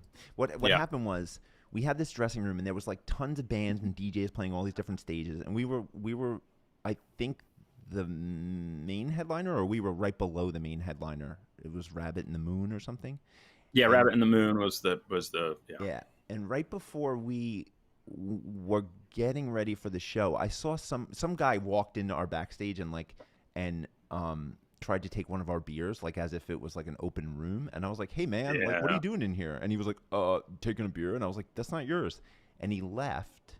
And as he was leaving, I like out of the corner of my eye saw him go into another room and like start pointing at us and talking to someone. And then the door shut. And then I didn't really think anything of it. And then we walked off stage after our show, and we had flown in, so we had and our management was there and everything. We had everyone's computers were out and everything in the dressing room. It was like our hotel room for like 9 people. And I walked out into our dressing room. I was the first one to walk in there, and everything was gone. And I just go, "What the fuck?" And I ran back, and everyone else was still walking off the stage. And I was like, we got robbed. And everyone's totally freaking out. We're like, what are we going to do? It was like the worst feeling ever. And our manager just goes, "I'm going to go look in there's 5,000 cars in the parking lot." He's like, "I'm just going to take this flashlight and look in all the cars." And I'm thinking, okay, man, have fun. Fucking half hour later, he comes back. He's like, "I see this stuff." And it was in a car that was parked right near our van in the backstage area. And it just so happened it was like another DJ that and then we figured out who it was, and they got the guy, and we broke the windows, got the stuff back. But there was like some stuff that didn't get recovered. But I got all my stuff back. I think you did too. I was lucky. Like normally I'm really nervous about leaving stuff in hotel rooms, even a nice hotel. And like I've been robbed. Like I've been robbed on tours. I've had vehicles broken into and all kinds of stuff. And I'm usually pretty kind of good about locking my things and having like bike locks and stuff. But I hadn't brought a lot of personal stuff to the show. I had a couple of things got stolen. I think a pair of headphones, but I didn't like my phone didn't get stolen, and I didn't have any money or a computer. My computer wasn't there, so I got off lucky. But some people really got taken to the cleaners. Yep. Yeah. Yeah, that was fucking rough. And then Yeah. And then we had to fly, and someone didn't have their passport. Yeah, or other documents of that sort. Yeah, that was whatever. Well, anyway, look. So I have so much more to talk about, but this always happens to me. I think I don't have enough to talk about, and then I have too much to talk about. But like, and then I also have like the questions that everyone asks. So I'm gonna jump to the questions because the questions is actually like all really good, and it's like all the stuff that I wanted to talk about anyway. Yeah, let's do it. So the very first. Person. I emailed you that photo of oh, well, let me do it right now. Yeah, real quick, just while we're on that topic. This is. Oh, wow. Joey took this photo. Oh, and was like, I'm the reason you're together. I did a magic photo. That's what it is. Hold on. Joey took this photo. Well, you and one other person, actually Kelly, was also the matchmaker later on. Wow. Anyway, Joe took this photo, and it looks like I'm holding her wonderful, beautiful breasts, but I'm not. Those are her hands. It's just the way we're positioned. Oh. And Joey's like, "Oh, this is a great photo. I'm going to post it." And my partner at the time, who is a wonderful human being, is incredibly intelligent, and our time together was very valuable to me. But she had a little bit of a jealous streak, which is completely understandable. And I was like, dude, if you post that photo, it will be the end of my life. She will straight up knife murder me. Yeah, but you know what I'm thinking right now, right? If she's so intelligent, wouldn't she know they were in your hands? I'm just kidding. You know how that goes. I know. I'm just kidding. Wow. What? This really just came full circle for me, man. I'm so stoked that I took this photo. Wow. Yeah. But anyway, that's a fun kind of little artifact from this. Anyway, Karen, questions. Sorry, didn't mean to interrupt. No, it's okay. And we're gonna we're gonna actually talk about that a bit more. I can tell from these questions. So the very first question. Well, this person always asks a few questions, and this is someone that you might remember named Eugenio. Yeah. Hey, man. He's definitely here, and that's him. Yep. I think this photo was taken in London. He's actually Italian, and he traveled a lot to see us. He came to see us in that weird venue that was like this. It was kind of in the middle of nowhere, and it was like there was a weird little outside area where we did the meet and greet. Do you remember? And it was fucking 1,000,000 degrees. This one? I remember he was at that show. Yeah. Oh yes. Not that photo, but yeah, not this photo. Yeah, I know. Yeah. So he would always come to like really random shows. He's one of my favorite people, my favorite fans that turned into a good friend. So these are questions from him. Awesome. First of all, okay, a huge hug from Italy to Gregory, and now 1,000 of questions. How the name Zemar came from? Okay, so my whole life I have always been very fond of the ocean, and in some European languages, the word for sea is Z-E-E. And in some European languages, the word for sea is mar, M-A-R. French. How did I never know all this? This is awesome. And so those two words together, and then I added an R because it looked better. Ta-da! That was a good answer, man. Wow. Did you just make that up? No, I'm just kidding. That's great. I love that. How did I never know that? Maybe I did. I was just too drunk to remember. Also, I always used to, when people would ask that question, I a lot of times I wouldn't answer it anyway because I'm a dick, frankly. Maybe I only asked it when you hated me. Probably. All right, next. This is well. Okay, wait, let me read this first and make sure I can ask this in this way. Well, I'm gonna read it and then you answer it the way you see fit because we know Okay. we already talked about how we're not ones to whatever. So Yeah. when I hear the news about you leaving COMBICHRIST in the top of their career, I say a big what the fuck. And when he says what the fuck, he didn't leave any spaces between the words what, the, and fuck. Yeah. After 6 years, can you tell us the real story about this decision? And do you regret it? Let's see. At that point in my life, without going into any specific details, I had some personal life issues, and I had been getting increasingly stressed out about a lot of things without realizing it. It's one of those things where I didn't know until looking back 3-4 years later how my mental state had deteriorated. And that has nothing to do with the band. It was all separate from the band. But going on tour is a stressful thing. And B, traveling for work, for those of you who haven't done that or don't know what that's like, is very stressful and is very disruptive. Like you don't understand how useful it is to be able to, in the evening, when you get home from work, to like sit down and do your paperwork or hang out with your family or read a book or whatever, man. When you're not at home, you can't do those things. Like you just can't do them. So when you get home, you're surrounded by mountains of obligations and you don't want to deal with any of it because you're fucking exhausted and you just want to stay at home and do nothing and just relax. And you can't. And it not only was I touring, but my other career involved a great deal of travel. So basically I was never home for 15 years. And I'm only now finally starting to get caught up from that whole period of my life. If that illustrates how disruptive that much travel is for a person, especially a person who is not very organized like myself. So I had all of this stress. I didn't really understand where it was coming from. And I was very, very irritable and I was very angry and more so than usual. And I was sober. And when you're sober on a tour with a band like Combi, who is a big party band, it's a lot because dealing with drunk people generally is a really fucking annoying for anybody. And when everybody is partying and you're an addict and you can't party with them because you know that if I start drinking, I will wake up 4 days later in 4 states over in jail, and I will have burned down an entire city block on the way somehow. That's what it's like for me. So I can't do it. So I got to deal with annoying drunk people, some of whom, when they're drunk, are incredibly disrespectful. I'm not going to name names.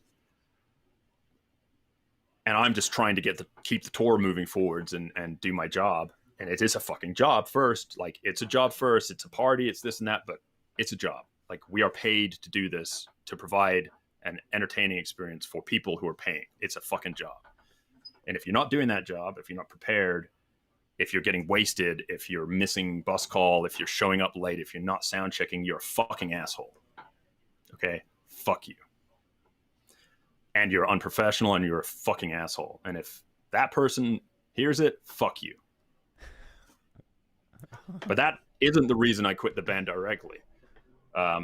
Really, it was all about, because I'd been dealing with that for years. It all came down to this personal life stuff, and I was under too much stress, and I needed to just not be on the road anymore. And I didn't realize it until I did. That sounds dumb, but sometimes you get to suddenly a crossroads and you go, oh, I should have realized this 6 months ago, a year ago. And yeah, it was just time. And I felt like I wasn't able to, I didn't care enough about doing the job anymore. Like, I didn't feel like I could do a good job for the fans. I didn't feel like I could put in the effort and the time to do the best job that I could do. So I felt like I was letting down the band. I felt like I was letting down the fans. And I was incredibly stressed out about a lot of stuff, most of which had nothing to do with the band. And that ended up becoming a problem too, because I just stopped caring. And when you stop caring about something, it's time to move on from it, because it's disrespectful. And then to top all of that off, I wasn't 100% on board with some of the decisions that management had been making, and it wasn't like, oh, I really don't like the direction. It wasn't anything like that. It was just, I just wasn't, the way things were being done, while there may be nothing wrong with it, I didn't particularly like it. And so there were all these things that kind of all came together, and the best thing for my own sanity and for the band, because like I said, if you're doing a job and you're half-assing it or no-assing it, you're an asshole. It was time. So it wasn't like I had a falling out with somebody or there was some drama or whatever. It was just I did my time. I'm very proud of the time I had in the band. I'm very proud of the work I did and the contributions I made, and I wouldn't trade any of it for anything. And the experiences are amazing, and I'm very thankful for it. I'm incredibly grateful for it. And all of that comes together when you suddenly realize this situation is not for me anymore. That came to that point, and I was like, if I stay in this for the sake of a paycheck, that's bullshit. Yep. And so I had to step down. That was that. I never heard you explain it like that before. Ooh, there's a kitty on the bed. I like kitties. Oh yeah, it's oatmeal. I never heard you explain that before like that, and I can really relate to a lot of it. For me, like I knew the last tour. I knew the last tour that I was doing with the band was the last tour when I was in the middle of it. I had been unhappy for quite a while, and I would just like to say this, I have nothing bad to say, honestly. I just think that, I really relate it to just being in a relationship with someone, and then like after a while you just don't vibe anymore, and it's like just not working out, and that's okay. You got to respect that, and a lot of people don't understand that, and they just think they see the band on stage and it's great, and like how could it not be so awesome to be in that band and everything, but it's there's a lot more to it. And to be honest with you, I think one thing I will say about that band is there was always a lot of tension between all the members and the crew and everything, but the thing is that I realize now is that I think that's the reason why the shows were so special, because I think that we were all like, of course we got along, of course we all loved each other, but we also hated each other, you know what I mean? So I think that like there were bonds that just were made, and after, you can't break those bonds, but you still like can get sick of people and like not vibe with them anymore. And I think that when you go on stage and you're just having this like, the fact that you were getting pissed off that my water was hitting your keyboard, and I was like, well, fuck you, like that energy between us like made the show crazy. Like, absolutely. we weren't fucking phoning it in on that, like we were up there full of anger, and it was just happening, we were straight up at war with each other, like that. And that was us expressing ourselves and like all our, so I feel like that's like the magic to that band. And I also feel like that's the magic to a lot of bands. I think that one thing I'll say about experiencing bigger bands, smaller bands, every band I've experienced is you'd be surprised. Every band, big and small, is its own little bubble and version of a shit show. Every band started in a certain way and does things a certain way. And no matter how massive you get, you go into those other situations and you're just like how the fuck does this operate like this? And but it does. And that's like, so I do try and have like a respect for that sort of a chaos in all these situations. It's never going to be perfect and that, but for me, it was like the last tour I did, I was traveling with the opening band in the rented car instead of being on the bus.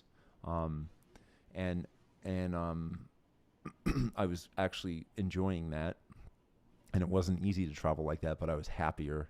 And then I was just getting ready on the bus by myself because no one liked how I would dress up, but I knew the fans liked it and I liked to do it, so I wanted to do it.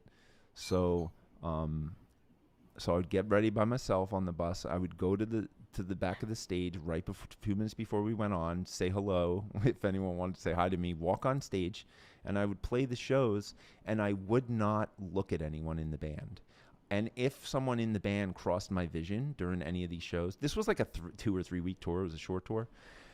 But if I saw anyone, I would just like, it would suck like it would fuck with my energy so much that it would really throw me off. And I just was like, I can't be doing this anymore. This is really toxic for me, you know? And then on what I did was on the last show, it was a big festival, it was Bloodstock. I didn't want to end my last show feeling that way. So I went up to everyone and I didn't quit for some months after that, but I went up to everyone and I told them I loved them and I thanked them and I hugged them and I said, thanks for a great tour. And I tried to harness like my true love for everyone and just to put everything else aside because I knew that I wasn't going to be doing this anymore and I wanted to have one last good experience with the band. And I did that and I did that show. And I really enjoyed it and like had a great time on stage with those guys one last time. And it was and I cried a bit and I feel like I'm gonna cry a little bit now telling the story. But it was a very big deal for me to make that decision. And I know it was for you too. That's such a part of your identity for so long, and you're like, what am I like? What's gonna happen to me? Am I just gonna disappear into nothing? like you know. I remember. Basically, I quit. Like I told everyone I quit in quite a contentious band meeting, the second to last show of the tour, or maybe it was the third to last show. I think I did two. I finished the tour. I think I did one or two more shows after that. Yes, because it was like somewhere on the west end of Michigan, and then we did Detroit, and then we did the last show, which was in I think Lexington, Kentucky, or something like that. Oh yeah. And I remember, first of all, when I said the words, "Okay, I quit, I'm done." It was like someone lifted like 15 million pounds off of my shoulders because I'd been carrying this kind of stress for so long, and just even if it wasn't specific to the band, just taking one of those stressors out of my life was suddenly like, it was like a decision has been made. And that was really a really healthy thing. But I remember being in Lexington and I was like, this is going to be my last show with this band. It may be my last show ever, because I didn't know if I was going to tour again or do music again at that point. I hadn't really thought about it. And I remember standing in the audience and watching one of our support bands, MXMS, who are just fantastic people. And I really loved touring with them. And frankly, like at the beginning of that tour, I'd fallen off the wagon again and I was kind of a fucking mess. But that halfway through the tour, and part of that was because I was really miserable and having a really bad time on the tour. And for those who don't know, Jeremy from MXMS has been in recovery for years, and he's like an advocate for sobriety and all these things. And he's a really, really great person to have around when you need to talk about these things. And so he was there, and I was able to kind of be inspired by his sobriety. And halfway through that tour, I stopped drinking. And so by the end of the tour, I was pretty much through the worst of the detox. And I remember standing in the audience watching them play, and they're a really, really powerful band. Very emotional. The songs are really, really well written, and it's just fantastic. They're fantastic. Anyway, and I was fucking bawling my eyes out watching them play. And I mean, their fans are. I mean, they didn't recognize me, which is fine. This was in the Kentucky, the last show. Yeah. And I was fucking bawling my eyes out because and not because I was like, what have I done? It was just like it's the end of a major part of my life. You were releasing that energy. Yeah. And then we did the show, and I remember climbing up on top of my keyboard thing at the end, and I took some selfies from up on top of it. And then we went back to Atlanta, and I just packed my shit and left. That was it. I said goodbye to you. I didn't say goodbye to anybody else.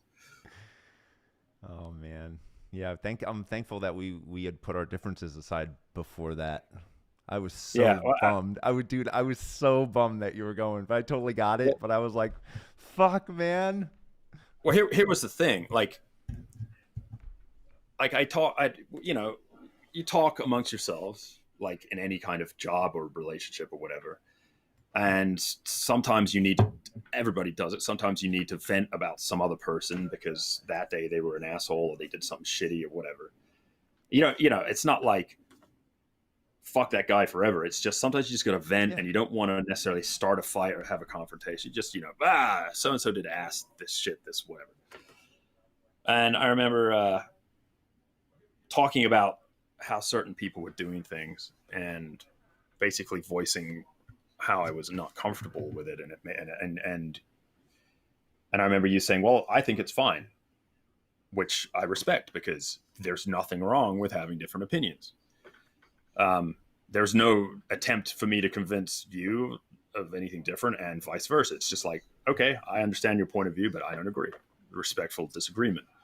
That's a very normal thing for people who, just for all the people out there that are unable to do this, it's a really important life thing. Learn how to respectfully disagree with people. Yeah, you can still disagree with people and still be their friends. Like you don't have to catch up. Yeah. Anyway, so you were the only person who had said that to me, when I had kind of privately aired some of my grievances. And then publicly, when I brought some of this stuff up to the entire and it was the whole touring party, it wasn't just the band. Nobody else said, they'd all said, oh yeah, I see what you're saying, and it makes sense, and this and that, except for Joe, who had said, well, I don't agree with you. Mm-hmm. And then in the public meeting, Joe said, I don't agree with you. And everybody else said, I don't agree with you either. And I was like, fuck all of you. You've got no integrity. And I remember saying that. And I remember you saying it too. And then you walked out at the end. You were like, yeah, I said, and I quit. I said, I quit. And I walked out, and that was it. Yeah. And that's a big deal. It's, okay, you can change your mind if you get better data later on. That's fine. But in a moment, be consistent. Like, stand up for what you believe. Don't, don't have a fucking backbone, right? And it wasn't a situation of like, well, it's me or him, because I would never ever put, or me or that situation, me or that person. Like, I can't work with that tech, so he's got to be fired. I would quit before I would ever say that, because that is a bullshit ass, pathetic way to be about anything. Like, if you're in a situation with a group of people and there's some kind of deal breaker, you're the one that has to leave. Like, that's how that has to go. If there can't be a compromise, which is why I quit. Or why that was like the final kind of, I'm done. But really it wasn't, I'd been in a band with Joe for years before where we couldn't stand each other. We couldn't even stand to be in the same room with each other half the time. And that's fine. I can deal with that. Like, I can deal with those kinds of things. But when it's kind of a next level up from that, and people kind of people don't want to have difficult conversations about things that need to be improved or need things that need to be addressed. It's like, no, I haven't got time for this, Mm-hmm. And I already respected Joe a great deal for a lot of reasons, but that was a big deal to me. That was a huge deal. It didn't matter that we did not agree. Like, that was never the point. The point was, he said one thing and he stuck to it. Well, so you said earlier when you were explaining yourself, like you've actually been a model for me in my life, like an example of like someone who has an amazing integrity. Like you're such a loyal a loyal and uncompromisingly is it integral the right word? Like you just have such integrity. Like if you say you're going to do something, you're going to do it, and like you're honest and stuff, and like and I really look up to you about that. And when I started getting sober, there were certain people throughout my life that I kind of like thought about, like how I looked up to them for certain things, and you're the person that kind of taught me without even knowing it, like what it means to be loyal and to be that kind of person. So thank you for that. Well, you're absolutely welcome. But at the same time, it's like, that's how you're supposed to be. Yeah. You don't need a pat on the back for this. Yeah. Well, fuck those people, and they need to learn. Right. But it's that kind of situation where, like, it isn't hard. Like, you have to go through a bunch of things to figure it out, and someone can tell it to your face, and you still won't get it until you figure it out. But, you know, it's not difficult to be a decent person. It's not difficult to be honest. It's not difficult to stick to your guns in certain ways and stand up for what you believe in. And then it's also not difficult if you talk to someone and you have a very strong opinion and they disagree, but they give you a perspective that you haven't had before. It's not difficult to go, you know what? I hadn't thought of that. Mm-hmm. And then maybe you come back to them later on and you go, you were right and I was wrong. And that's really cool. And thank you. Yeah. Because when you're wrong about something, that means you're learning. Yes. And as soon as you stop learning, you might as well go jump in a grave already right away. Life is all about learning. Yeah. So. And you need to surround yourself with people like that, because if you don't, and you surround yourself with people that are just set in their ways and they're not like evolving, you're not going to evolve either. You have nothing to learn from those people. Or if they're spineless yes men. Yeah. Or yes people. Like, stupid. Well, I have an interesting, nice little segue next question. Would you like to join Aesthetic Perfection for the next 2022 tour? Eugenio wants to know. Eugenio wants to know this. Yes, it's another question from him. Is he the manager? He might be. Hey, if this is the first time we ever talk about this publicly, and it winds up happening, maybe Eugenio just makes a new manager of Aesthetic Perfection.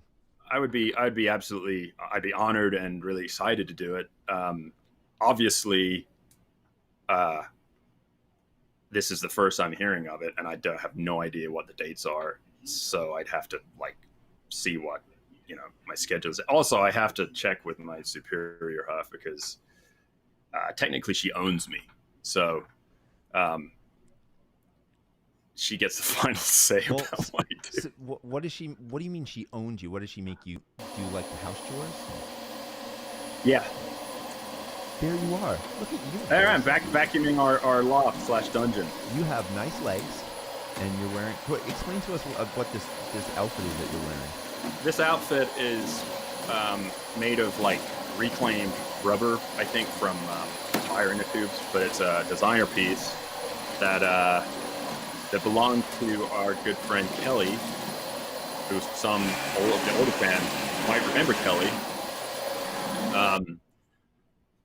And Kelly was a fetish model, and she's a very attractive young lady. And we were doing Athena, my partner, is also a fetish model, and she'd been doing a photo shoot, and so this was one of the outfits that the stylist that Athena was working with for the shoot, Angela Ryan, if anybody knows her, had provided, one of these outfits. And I was like, oh, I'm going to put that on because I like it. It's sexy. And so that. So. Well, this leads us into our next question that Eugenio also had, and it's his last question. And then we're going to end with 3 really cool light questions. But this is a really good one for you to answer. I'm really interested to hear you answer it as well. BDSM, I think, is a big part of your life right now. How do you approach it? Can you give some suggestions to those who want to approach this world for the first time? Absolutely. First of all, it's been a big part of my life for my whole life. And much like various sexual orientations, you have certain thoughts about certain things from a very young age. And you may not understand those thoughts. And then you have societal programming that may make you think the thoughts are weird or wrong somehow. And so you don't express them or you don't explore them. But those thoughts are there. They're, from a pretty early on. So yeah, it's been a part of my life for my life. But as far as approaching it, like any kind of sexual or intimate, let's say, because it doesn't need to be sexual, but it's very intimate. Like any kind of intimate relationship or interaction, it's entirely about boundaries and consent. So there's a lot of communication that goes on, and that's actually very, very positive, because people have a real hard time with consent and boundaries, because we're in the Western world, we're not taught how to do this, how it works. So with BDSM, you literally, even with somebody that you've had this kind of relationship with for years and years, if you're going to engage in some kind of physical activity with them, you discuss it beforehand, and you set your boundaries and your limits, and those kinds of things. So it's very good for communication with intimate partners. It's very good for understanding consent and being respectful of other people's consent and respectful of their bodies. So this perception from like this shit, like 50 Shades of Grey, like that's psychological abuse, psychological and physical abuse. For anyone who thinks that's what it's like, that is a profoundly abusive and toxic example of what BDSM is actually about. Because BDSM is about exploring your body, exploring your psychology, pushing your limits physically and mentally. And there's so many different subcategories that it's almost endless. And it isn't a matter of some kind of twisted person torturing another person. Like, it's incredibly,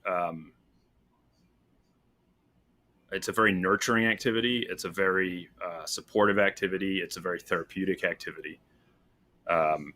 And obviously there's all kinds of role play involved, but that, while from the outside world it may look insane, it's everything is agreed upon, everything is understood, everything is it's another language of communicating. So if you want to get started doing that, the thing to do is research. Go on the internet, look at blogs, look at articles, not porn, not, ooh, that's hot, this thing is hot, that dude's getting his ass beat, or that chick is, she's got clamps on her nipples, ooh, that's hot. That's not the fucking point. Like, that's part of it, but you need to do the research on, if you've never experienced this before, and if you're interested, you need to do the research on the psychology, on all these specific things about consent and boundaries. That's really the most important thing. And then you have to find partners who are, who have similar compatible interests. How do you do that? That's very, very difficult, actually, for most people. Like, I've never had a satisfying relationship up until my relationship with Athena, because the women that I've been with, while they were wonderful and I loved them dearly and we had great physical intimacy, they weren't able to access the same kind of like level of thought or level of I don't know what the right word is. It's difficult to engage in those kinds of behaviors with someone you care about if you don't understand why it's important to them. And if you don't understand why it's important to them, you can't really do it, and you can't really be authentic about it. And forcing that on people from either end of the spectrum is incredibly wrong. It's just like anything else. You should never force a sexual activity or an intimate activity or physical activity on anybody. You shouldn't even hug somebody without their permission. Because, you know, we only have this. This is what we got. We got our body. All this other shit can be taken away anytime. All we're left with is this. This is our, you know, this is our soul owned territory that no one can dispute. So yeah, it's very difficult to find a partner like that. Again, once you've done your research and you understand the realities of it, because it isn't just, ooh, you know, I'm a bad boy, spank me. Like, that can be fun if it's just a little bit of whatever light play and it's not serious, whatever, like that can be fun and can switch things up. But if you really get into what it is actually about, it's really very psychological. It's more psychological than physical, even though of course it's very physical. So you got to understand that, the psychology of it. You got to understand the boundaries and the consent and the way all of that stuff works. And then you'll be able to find people that you'll just be able to find people because you'll understand it and you'll see things in people. You'll meet people. You know, yeah, you can join social media networks that are, or dating sites for that specific kind of community, but a lot of those things are just populated with predatory assholes and like toxic people, and I don't know about all that. So it's very difficult. And if you have a partner and you want to experiment with these things, you just have to have a very frank conversation with them and then be able to explain to them why you want to experience these things. It's not like, oh, if you spank me, it's hot. You know, it isn't about that. You've got to explain why you have this desire to be spanked, for that as an example. Or you have a desire to spank them, you know, whatever side of it is. And then if they understand and they're open to it, then you can slowly kind of integrate things. But if they're like, I don't get it, that's when you just have to say, okay. And if that becomes an issue for you as far as something you need to fulfill, you know, your needs psychologically in life, then you have to leave that relationship. Or you have to have your partner consent to allowing you to see someone that can help you with that, like a professional. But yeah, you can't continue to bring these things up with someone who doesn't understand, because that's fucking straight up abuse. So, while a lot of people see, you know, heavy players in that community who almost live it like a lifestyle, they see it as this abusive insanity. It's actually the exact opposite. Like when a person goes to see a professional dominatrix, it's like a therapy session. They're working out, you know, all kinds of internal conflict that for whatever reason, this is the outlet for it. It's no different than, you know, going for someone who has to go to the gym for 2 hours a day, or I had a friend who had a real bad drug issue, and she got over the drug issue, and then she got into running, and she was literally going out and running 10 to 20 miles a day. And if she didn't have like the window to go running, she would fucking lose her mind. And that was her therapy, was this, the running. And it's no different from that. It's like, it becomes an outlet where psychologically it's therapeutic. And I mean, sex workers, generally speaking, get such a bad rap because people think, oh, they're immoral. It's, you know, they're tempting people to do this and that, and it's awful. It's not fucking awful. It's fucking therapy, man. It is literally providing a service that allows people to have their needs met in ways that maybe they can't get from family members, and those family members don't understand. I always use Netherlands as an example. Like in Netherlands, sex workers are like supported by the government. They get government funding. They have clean little rooms where they work from, and they have healthcare and testing and all this stuff, because the government in the Netherlands believes that if a person wants to have sex, that's a fucking human right. Right? We are as biological creatures, our four biological functions are eating, sleeping, pooping, and fucking. That's it. We are basically just simple organisms like an amoeba, and those are the four things we're here for. All this other shit is just problematic. Let's put it that way.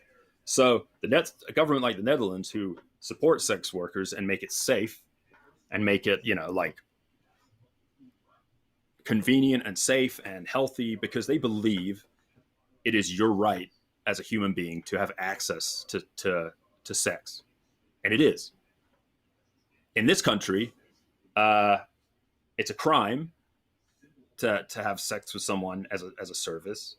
There's this insane stigma against it. So you're putting people in this position where they have to feel guilty about wanting to have sex, which is, it's part of our biological imperative, it's fucking so twisted and toxic, that mindset. So yeah, it's kind of the same with BDSM and professional BDSM workers who are providing a very important service for the people that need it, who have no ability to explain that to their partners. Because going and saying to your husband or wife, yeah, I need you to beat me until I'm fucking weeping. How's that going to go over? First of all, if you're in a good relationship, you don't want to hurt physically. You can't understand what that experience might be for that person. You cannot possibly understand it. So you don't want to hurt them. That goes against everything that you protect this person. You don't want to hurt them. So yeah, it's a really difficult thing to find an actual relationship where it works. And I am incredibly lucky with how things between Athena and I came together and worked out. And I am profoundly grateful. And that's the other thing, guys. Like, in a relationship, be a good person. Be grateful for your partners. Take care of them. Don't cheat on them. Don't lie to them. Don't be a shitty person. Be a good person. It's not hard. You don't have to be a nice person. I am not a nice person. If you say something I don't like, I will get in your face and tell you to go fuck yourself. But be a good person, And yeah, if you want to get into it, like, there's tons and tons of information on the website or on the internet. I can't think of anything off the top of my head to suggest, but there is a great deal of information out there. And then there's lots and lots of beginner toys and equipment you can buy. So if you have a partner who's adventurous and they want to try things, you don't have to go spend $2,000 on like incredibly fancy equipment.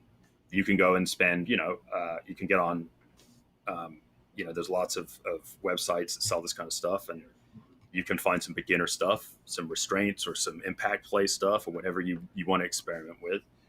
And won't break the bank, and you can experiment with it. And then if it's not for you, or if it's not for them, whatever, you haven't, you tried. That's cool.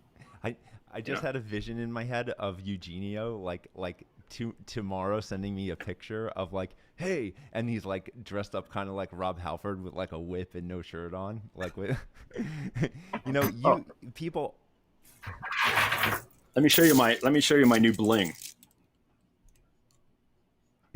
What does that do? I know what that does. Yeah, this is my new bling. I actually just saw myself in your metal butt plug. People ask me about how I'm dressing like a woman on stage sometimes, and I could tell it makes some people uncomfortable. And it's actually, for me, It is more than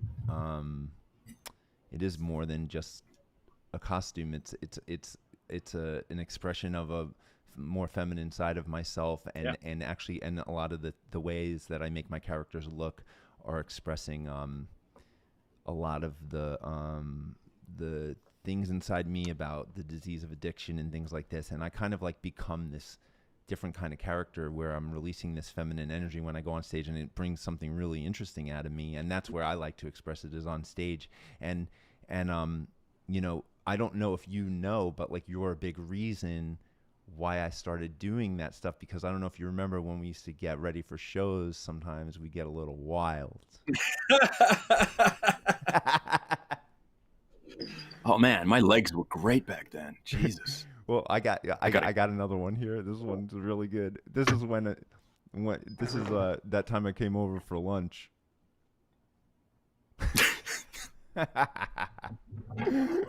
I'm gonna post those on Instagram for everyone so that they want to see. Hold on, I'm gonna just on that topic. I'm gonna send another. I can find this one pretty quick, and I'll email it over to you. Okay.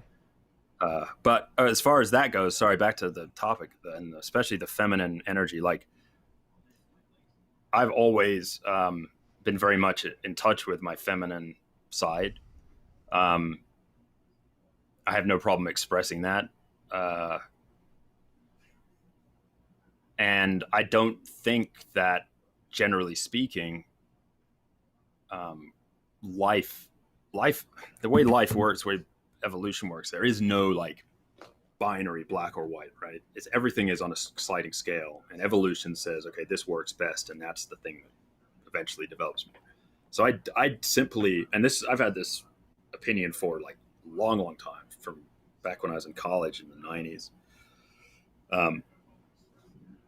Sorry, I don't think that sexuality or a gender, first of all, is a social construct, and is a toxic one, but that's a whole different thing. But I don't think that sexuality and gender and these things are black and white, or, you know, male and female, or whatever, gay or straight. I don't believe any of that. I think that you can absolutely prefer to be almost all the way at one end of the spectrum, or feel that, but it's all a gray area. And I've been very much in touch with my feminine energy and my feminine side for a long time, since I was in my, you know, even before high school, like, age. I was able to kind of be self-reflective enough that I didn't have guilt or shame about feelings of, you know, femininity and stuff like that. And, you know, I don't really even know what I consider myself these days, honestly. But one thing I do like, and I have been found very encouraging over the last, it seems like it's only been the last few years where, you know, non-binary and transgender and genderqueer people have been able to be more expressive and able to express themselves more and be who they are. And I'm very encouraged by that, like, very much so. And as this kind of, you know, it started with like the you know, LGB community kind of, you know, started like the civil rights movement in the 80s, or even before that, I guess, but started it becoming more and more public. And now that it's now encompassing, you know, transgender people and non-binary people and all of these other things, like, I'm incredibly encouraged by it. I support it as much as I possibly can. I love my transgender friends and my non-binary friends. I'm very proud of them. They're incredibly strong, and I have nothing but respect for them. And again, like, life, you know, life isn't something to be ashamed of. Like, you just, I'm aware of how incredibly difficult it is. And yeah, I mean, I've had moments in my life where somebody has threatened to out me as a person who engages in BDSM and stuff like that, and I've been like, oh my God. And then very quickly I'm like, okay, fuck it, let him, and I'll just own it, you know. Mm-hmm. Luckily, my family has always been supportive of me, and I know that a lot of people come from conservative backgrounds, and it's incredibly difficult. And my heart goes out to those people. But again, I'm very encouraged by the people that are having the strength to come forward, and the fact that it's becoming a lot more accepted and understood. And I love it. I love it. I want to see, the world. I want to see the world full of people who are themselves and who are as individual as we're supposed to be, not this homogenized, fucking awful, disgusting, fascist nonsense bullshit that is being foisted on us by all these fucking goddamn insane, terrible people. Like, yeah, we're not designed to be the same. That's not how it works. We're designed to be individual. And I'm so stoked on people that have the strength to do this and who are pushing these movements forward. Dude, so, I 100% agree with everything you just said, and that was very moving and so inspirational. So thank you for saying that. I have 3 more questions, but I don't want to ask them to you. I want to end on that note. I want that to be how we end this talk. I'm gonna email. They're so simple. I'll email you them. I'll post them up, but. Yeah. I want that to be the end of our talk, because that's the most important thing that we could ever be talking about right now. And man, wow, you're something else, man. You continue. Well, I appreciate it. But I just try to be how I think a person should be. Yeah. Okay, like Chris Rock had a bit about people feeling like they deserve special credit for raising their children. Yeah, yeah. And he's like, you're supposed to do that. That's what you're fucking supposed to do. Why do you get a medal for raising your fucking kids, right? Yeah. You have kids, even if it's unexpected. Like my kid brother, who I love, who is absolutely like as close to my heart as I can possibly say. He's 12 years younger than me. He wasn't exactly planned for by my parents. Let's just put it that way. But that made no difference. My parents are wonderful. I'm blessed with incredible parents, and they didn't go, oh fuck, we didn't want this guy. Mm-hmm. Fuck him. See ya. Or I deserve to be given. I need a pat on the back for raising this child. Fuck you, right? So it's the same. Like I appreciate what you're saying, but you shouldn't need to say it. Like, This is how a person is supposed to be. You're supposed to be compassionate and honest and kind and take care of each other. You're right, but so many people aren't that way, and more people need to say that. That's why I say it. Yeah, that's why I say it. But I also try to say this afterwards, because not to shame people that haven't gotten to that point yet, but people need to hear that too. Like, I'm not special for saying these things. You want to know something though? I'll be honest with you. I want to say those things, but I can't articulate those things like you just articulated those things. So I don't say things like that too much, because I feel like I'm gonna say it wrong. It's difficult, because also like I don't want to virtue signal. Like I'm not that person either, where I'm like, I'm such an ally. No. That's another set of bullshit that we don't need. Like, it is difficult because you don't want to be put in a position where it looks like you're just doing, saying these things to make yourself look good, or for some other reason, or because it's a bandwagon, because it's fashionable to jump on. Like, this is the life that these people have, like the life that I have and the feelings I have are they're the feelings I have. They are unique to me. And I have been lucky that I can express them to most people and not be judged or treated differently for it. It also helps that if someone says something to me, I'm going to beat the shit out of them, and they can probably see that in my face. But or I'll try anyway. I may lose the fight. But anyway, like it's